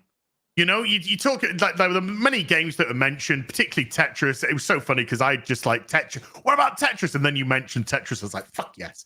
But like Valheim, that had a dev team of like fucking 6 people or whatever it was, 3 people. That doesn't sound very complex as you know, god, that I was just like, fucking hell. How complex Outlaws is and how it fucking breaks constantly. I don't know if I had mentioned this to you, but I had a goal on my stream with it the other day, and I couldn't get to that goal because what I wanted to do was show, right? I can talk about it now because I've actually done the test. So you can go to the Lars homestead in Tatooine because of course you can. Of course you can, yeah. And there's I thought if I get to Death Squad level reputation with all 4 syndicates, as well as having the Empire at 6 out of 6 on me, if I drag them all over to the Lars homestead and talk to these people that I think you can talk to no matter what the situation. So you'd have like 100 people trying to murder me while I'm in a cutscene talking to people, which sounded like really fun. That's the test I wanted to do. Yeah. Okay. I couldn't get it to work other than I got a clip, and I'll have to show you guys at some point, where I got one stormtrooper in the background wandering aimlessly while I talked to them, which was funny, but it wasn't exactly what I was going for. But it's the best I could do because of the way proximities work and stuff. But I wanted to do it on stream. So I got all the death squads good to go. Fucking pay me! Is there a current like payment that's been rising, or are you tracking that? Or it's on 0. It's on 0 as far as I'm concerned right now. So I get all the death squads up, and then I need to go get the Empire. So I go over to the Empire, start killing them all, and my wanted level won't go up. And I eventually realize, along with chat, game's broken, and I can no longer gain notoriety just at all. And so everyone in chat starts... But it's complex though. It gets better, dude. They start suggesting fixes like, hey, why don't you reload the game, reload the PS5, try going to space and back, try going to a different place and back. And the more I try all these fixes, the more the game breaks to the point where I couldn't even activate menus and I couldn't drive my ship anymore. It just wouldn't let me. And I basically was just like, well, guys, it looks like in an attempt to show you how broken the game is, the game is broken. So, but don't worry, it's complicated. Yeah, and that automatically means that it's a 7 out of 10. Hell yeah. Fuck those other games. No, it was... I can't believe the video went on for like 19 minutes and she said fucking nothing. Like she just recycled the same one line for like 19 minutes, and it was just. Yeah. How could never mind. Infamous with a 7 Canadian, it says Arthur Fleck dies. Chris Tucker, damn, he ain't gonna be in Joker 3. No, Ain't gonna be a Joker 3. ain't gonna be a Joker 3. Best name I can think of with a $5 is I wonder if Todd Phillips was planning on quitting Hollywood and tank the movie as a final fuck this shit, I'm out. I think it's the film he wanted it to be, unfortunately. I am so confused by so confused by it. Refund with a £5, £5 says, could they make her a proto-female Joker? Is she batshit? Is that where the wokeness kicks in? No, she's not batshit. She's clearly not all there because she's been, psychologically broken down through electric shock therapy and psychological trauma and all that. But I wouldn't say she's a proto-female Joker. Not in the slightest. She knows what she's doing. She's very, very calculated. I just think she's a well-written character. She's just been through shit, and right now she's had a fucking enough of it, and she's taken her destiny into her own hands. Hey, remember when she also said that she was situationally disabled? Oh my god. Well, tell the nice chat why she said she was situationally disabled, or that one could be situationally disabled. One could be situationally disabled while playing a video game because you have to look after your child, your newborn baby. Children are a you have to be situational disability. You have to be a mother, and mothering interferes with playing video games, and so that's a situational disability. Good God. Dude, just the very fact that somebody would even try and say that with a straight face. Well, remember they described having an accent as a situational disability as well. I think the only disability they've got is their fucking brains. Keaton Bailey with the $5 says, if you were in charge of the new Superman movie, what would you like to see included or not included? Less characters than what's been included in this one. And what I would like to see included is Superman for a change. Fuck yeah. Ran out of channel names with the $2 says, Mauler, tell us the tale of Mr. Shart. Well, what's funny is that you may have come across him. I'm guessing you didn't. Agatha. Oh, well, there you go then. Yeah. So as you can imagine, I think 4 or 5 hours into discussing Agatha, we had essentially lost our minds. We had this moment we had this moment where we were talking about like eating. They eat the candles. They discuss wine. They do, and like I don't know if it was Fringy or myself. We were like, remember when Iron Man like punched a guy and he fucking flipped and crashed into like a wall and back down, and then just blasted and just fired rockets and did all this amazing shit. All because he built his own suit out of his own intelligence and technology. And they were like, remember when Thor charged up from like thunder and lightning powering into him, and then he just blasted all of the Chitauri? They were like, remember when? And we did this for like 10 minutes. We were just like, remember when, until I think Rags or someone else was like, guys, we gotta finish this. We gotta talk about, like. Okay. But yes, when they're using the Ouija board, spirit board, whatever, they see what's supposed to spell out is Mrs. Hart. Mrs. Hart, yes. Obviously, it's funnier if you read it as Mr. Shart. And then we made a whole set of lore for Mr. Shart being the ghost that haunts Agatha and other people. And he's just this dude that crawls across the ceilings, sharting and dribbling droplets of Oh! I was just so nonplussed while watching this latest episode. Yeah. When that moment came along, I just immediately dismissed it and carried on. Mm-hmm. I just like, another highly unfunny joke. Let's move on. Yeah. Just no. Josh Kelsey dropping a $20. Josh, thank you. Louis CCS with a $5 says, aren't you guys worried that they make Sophia an empowered boss girl and hijack the show? Also that she might kill the Penguin in the end. I think that the Penguin needs an antagonist, and I think they're building an antagonist for him. Yeah, I don't think he's going to die. Could be wrong, but I don't think so. I don't think so. I don't think he's dying. The show needs if we are meant to kind of see things from Penguin's perspective and sympathize with him, then he needs an antagonist. Sophia's been very well built up. I know, believe me, chat. I fucking know. We're in the age of the girl boss, and 99.9% of them are fucking dog shit. This show might go off the rails. It might not. But right now, 4 episodes, it's been superb. It would be such a flip to see it dramatically decline and turn it into a Sophia show. I just think they're legitimately trying to build up the antagonist, but also at the same time, make sure you're fully aware of why she is who she is. Mm-hmm. Most of the episodes have focused on a specific character as well, you know? So, I would rather it happen and discuss it then than with what we've had so far, think that avenue. Mike has bad knees with a $2 says the white man's ice is colder. White man's ice is colder.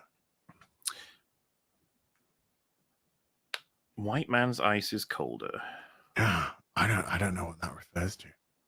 White man's ice.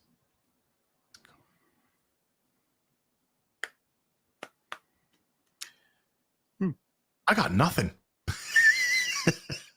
Oh, by the way, I've got another place I've got to be soon. I don't know how long we were going for. We are nearly done. Okay. We're nearly done. Yeah. Should be done about 10:15. I will let him know. Okay. Abigor has been a member for 19 months. Is Mando and Grogu follow? Yes. The God of Gravy with a £5 says Mauler. Type into Google what genre is Max Rebo. It will be worth it. Star Wars lore is golden. Okay. Oh, I already know what that is. A lot of okay. people told me on different. Yeah, it's very funny. Serge Binder with a membership for 17 says, if you guys had billions, you'd just buy Lucasfilm yourself. That is, well, no. No, I wouldn't. I might. I'd maybe buy other things, but not Lucas. I'd like to buy. I would buy things like the rights to Lara Croft. I'd buy the rights to Transformers. I'd buy the right. I'd buy Star Trek out. That'd probably be cheap as fucking chips. I'd try and buy DC out. Before I got to that. Boobies. I'd buy CD Projekt Red and turn the company private. SJ Almighty with a £1 Vinny super sticker diamond geezer. Nathan Cassidy with a $5 says, I don't think it gets enough blame despite its reputation, but Star Trek 09 by J.J. Abrams needs to be remembered as the prologue to his era. Yeah, it's not a good film. Yeah, it's not a good film at all. Zan Zoltan with a membership for 40 says, hey lads, I'm enjoying Penguin and Tulsa King, but this week I dropped From. It comes from the creators of Lost, and they are doing the same all over again. Lots of questions and mystery boxes. Hail. What's this, Tulsa King? I'm not watching Tulsa King. Neither am I. I haven't seen. So sorry. They're saying From is the show they've dropped. Oh, From is the show that dropped. Okay. Hey, do you know what I watched the other day? Yesterday, the day before, I watched Rambo: Last Blood. Oh yeah. It is. The film itself is 1 hour 19 minutes long. Mm-hmm. I've seen it. Have you seen it? There's things I like in it.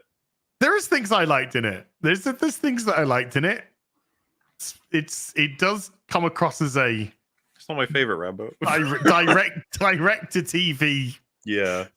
Saturday afternoon matinee movie, but yeah. Beardo Shirt with a $10 says, what are your thoughts on Carmen America and Black Ops USA, G.I. Joe? Are they worth the read? I haven't got any of them. None of them. Ripper's positive on JDA Talks Comics.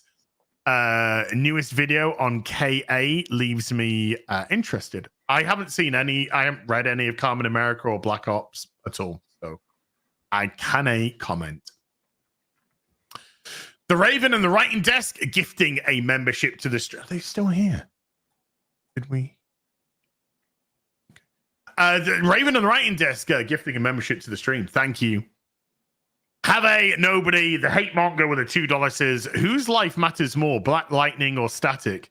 Neither. They can both burn in hell.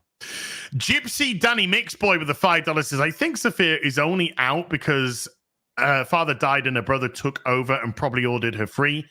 Also, Sophia in that dress. Which one? Multiple ones. I think she's out because when the father died, I think they probably pinned the murders back onto him, which got her out. I think that's probably how it went down. If her brother could have had any influence on it, he would have gotten her out, though. So yeah, it does make sense. Yeah. James Busher with a £2 says, either of you watching Tulsa King? It's top tier. No, but I may do. Same, yeah. The Crayon God with a £2 says, at Mauler, you remind me of Taylor the Fiend.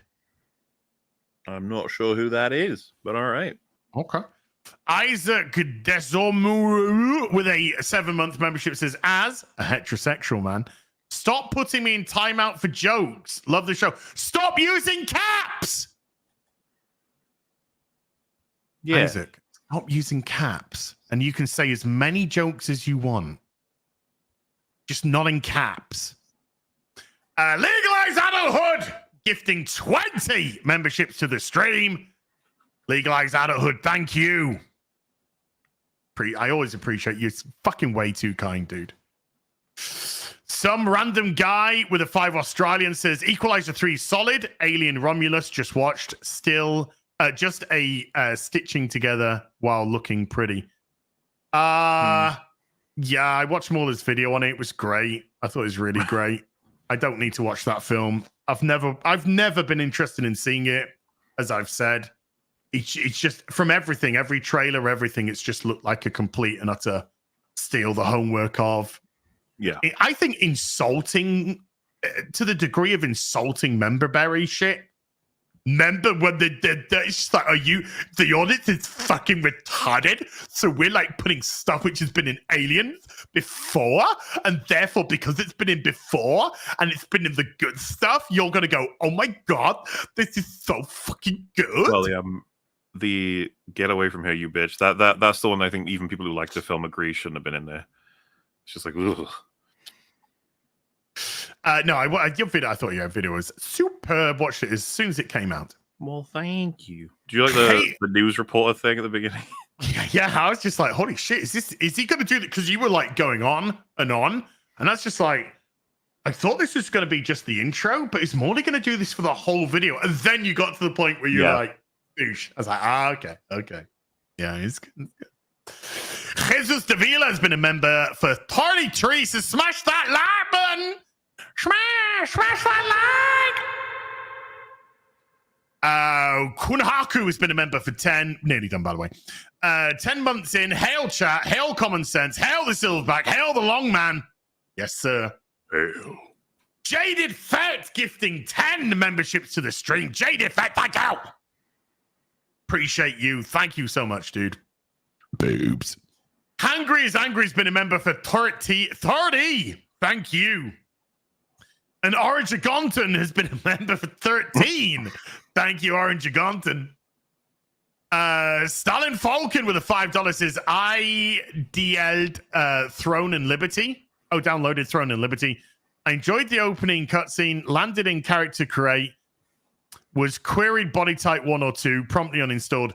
I played like half an hour of it. I didn't like it at all. I hated the control system on it, gameplay system on it. I really did. Andre C28 with a member for 9 says, "Hey, Az, if you can make Joker 2 better, what can you change for your entertainment?"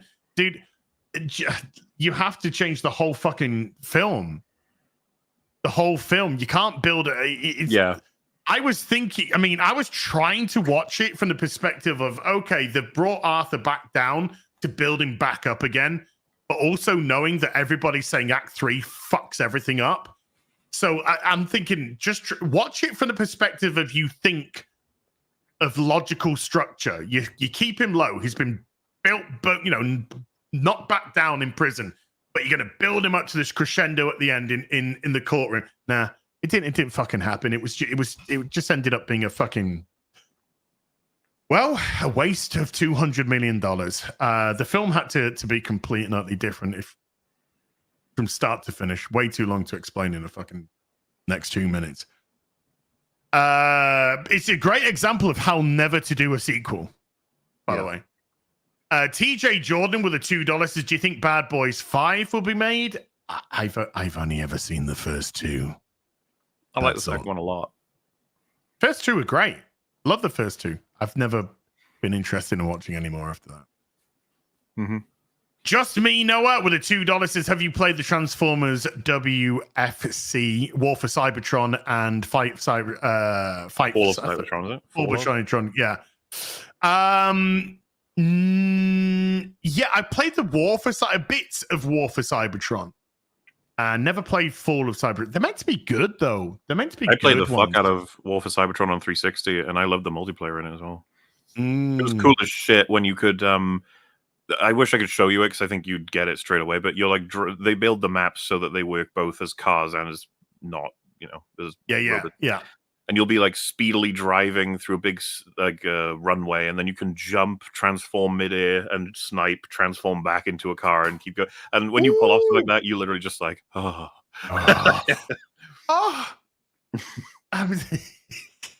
Luigi Scazzari with a €2 says, "Luigi board. I did not consent for Agatha to use it." Yeah, sorry. Just Me Know with a $2 says, "Shockwave is a wimp in Transformers 1. 0 out of 10, not logical." Shockwave's fucking, he's nasty. In reality, he's fucking nasty. Turbo Momo has been a member for 16 months, and finally, B-Chain 315 with a $5 says, "Apologies if I missed it, but I'm unsure if my super I sent at the beginning of the stream went through. We'll watch again if it was read. Much love." B-Chain 315. I'm just looking at the beginning of the stream, quickly scanning through. If it did, I've read. Yeah, I read it out. Yeah.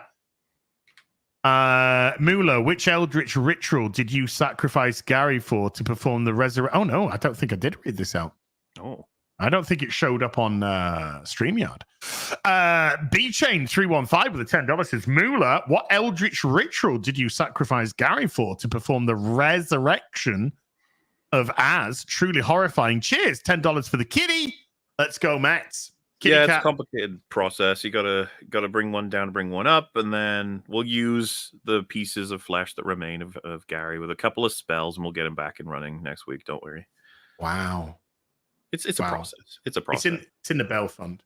Mm-hmm. So there we go. Oh wait, just at the end, another slidey. Some random guy with a 5 Australian random horror movie for stoners, not me.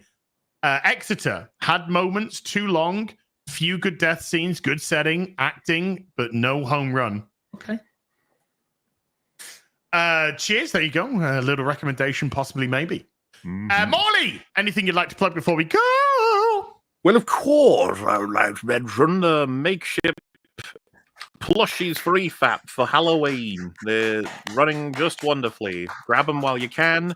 They'll be gone eventually. You get a 5% discount for everyone you add into your cart. And if you get them all, it's 25% off the whole lot. It's pretty good. When does the campaign end?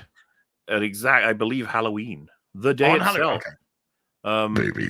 I'm not sure if they've committed to. I think I'm going to try and send a message about how they should really consider ending it maybe when Halloween ends, makes more sense. But yeah, we'll see. I think they're editing it like halfway through. It's up to them. But yes, it's all for Halloween. If you wanted to cuddly creatures to give yourselves a little bit of company with while you sleep, while you go to the toilet, anything you need, it's the whole thing. And there's also a hoodie. The first time ever, we got some clothing for EFAP. But I did find it as what people were looking to see. Oh, yes. Oh, the wolf. Oh, well, there you go. You see Piston. The 2 years says wolf plushie. So this is what it looks like, the final, which okay. I think turned out great. Just to let me give context. Then let me give context. Let me shift this over here first. As will be aware, it's a process. You have to go back and forth. It is. So this is what it ended up being. There. That's the wolf one. Looks lovely. Love it. Looks lovely. There was an initial version that we weren't as happy with, and we asked to change it up a bit, and this is what it looked like. It wasn't what we were going for, It just it didn't quite grasp the elements that we were interested in. So this is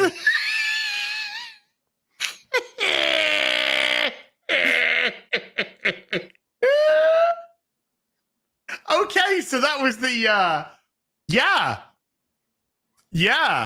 not quite what we were thinking. They're all thereabouts. They're all thereabouts. So as you can see, some changes were made. Yeah. He's very handsome. I see. I understand wai. I Grab understand him while you can. I'm afraid Derp Wolf is not on sale. But there we are. Derp Canary. Wonderful. Right. Tomorrow I will be on Rip and the Silverback with Eric July over on his channel.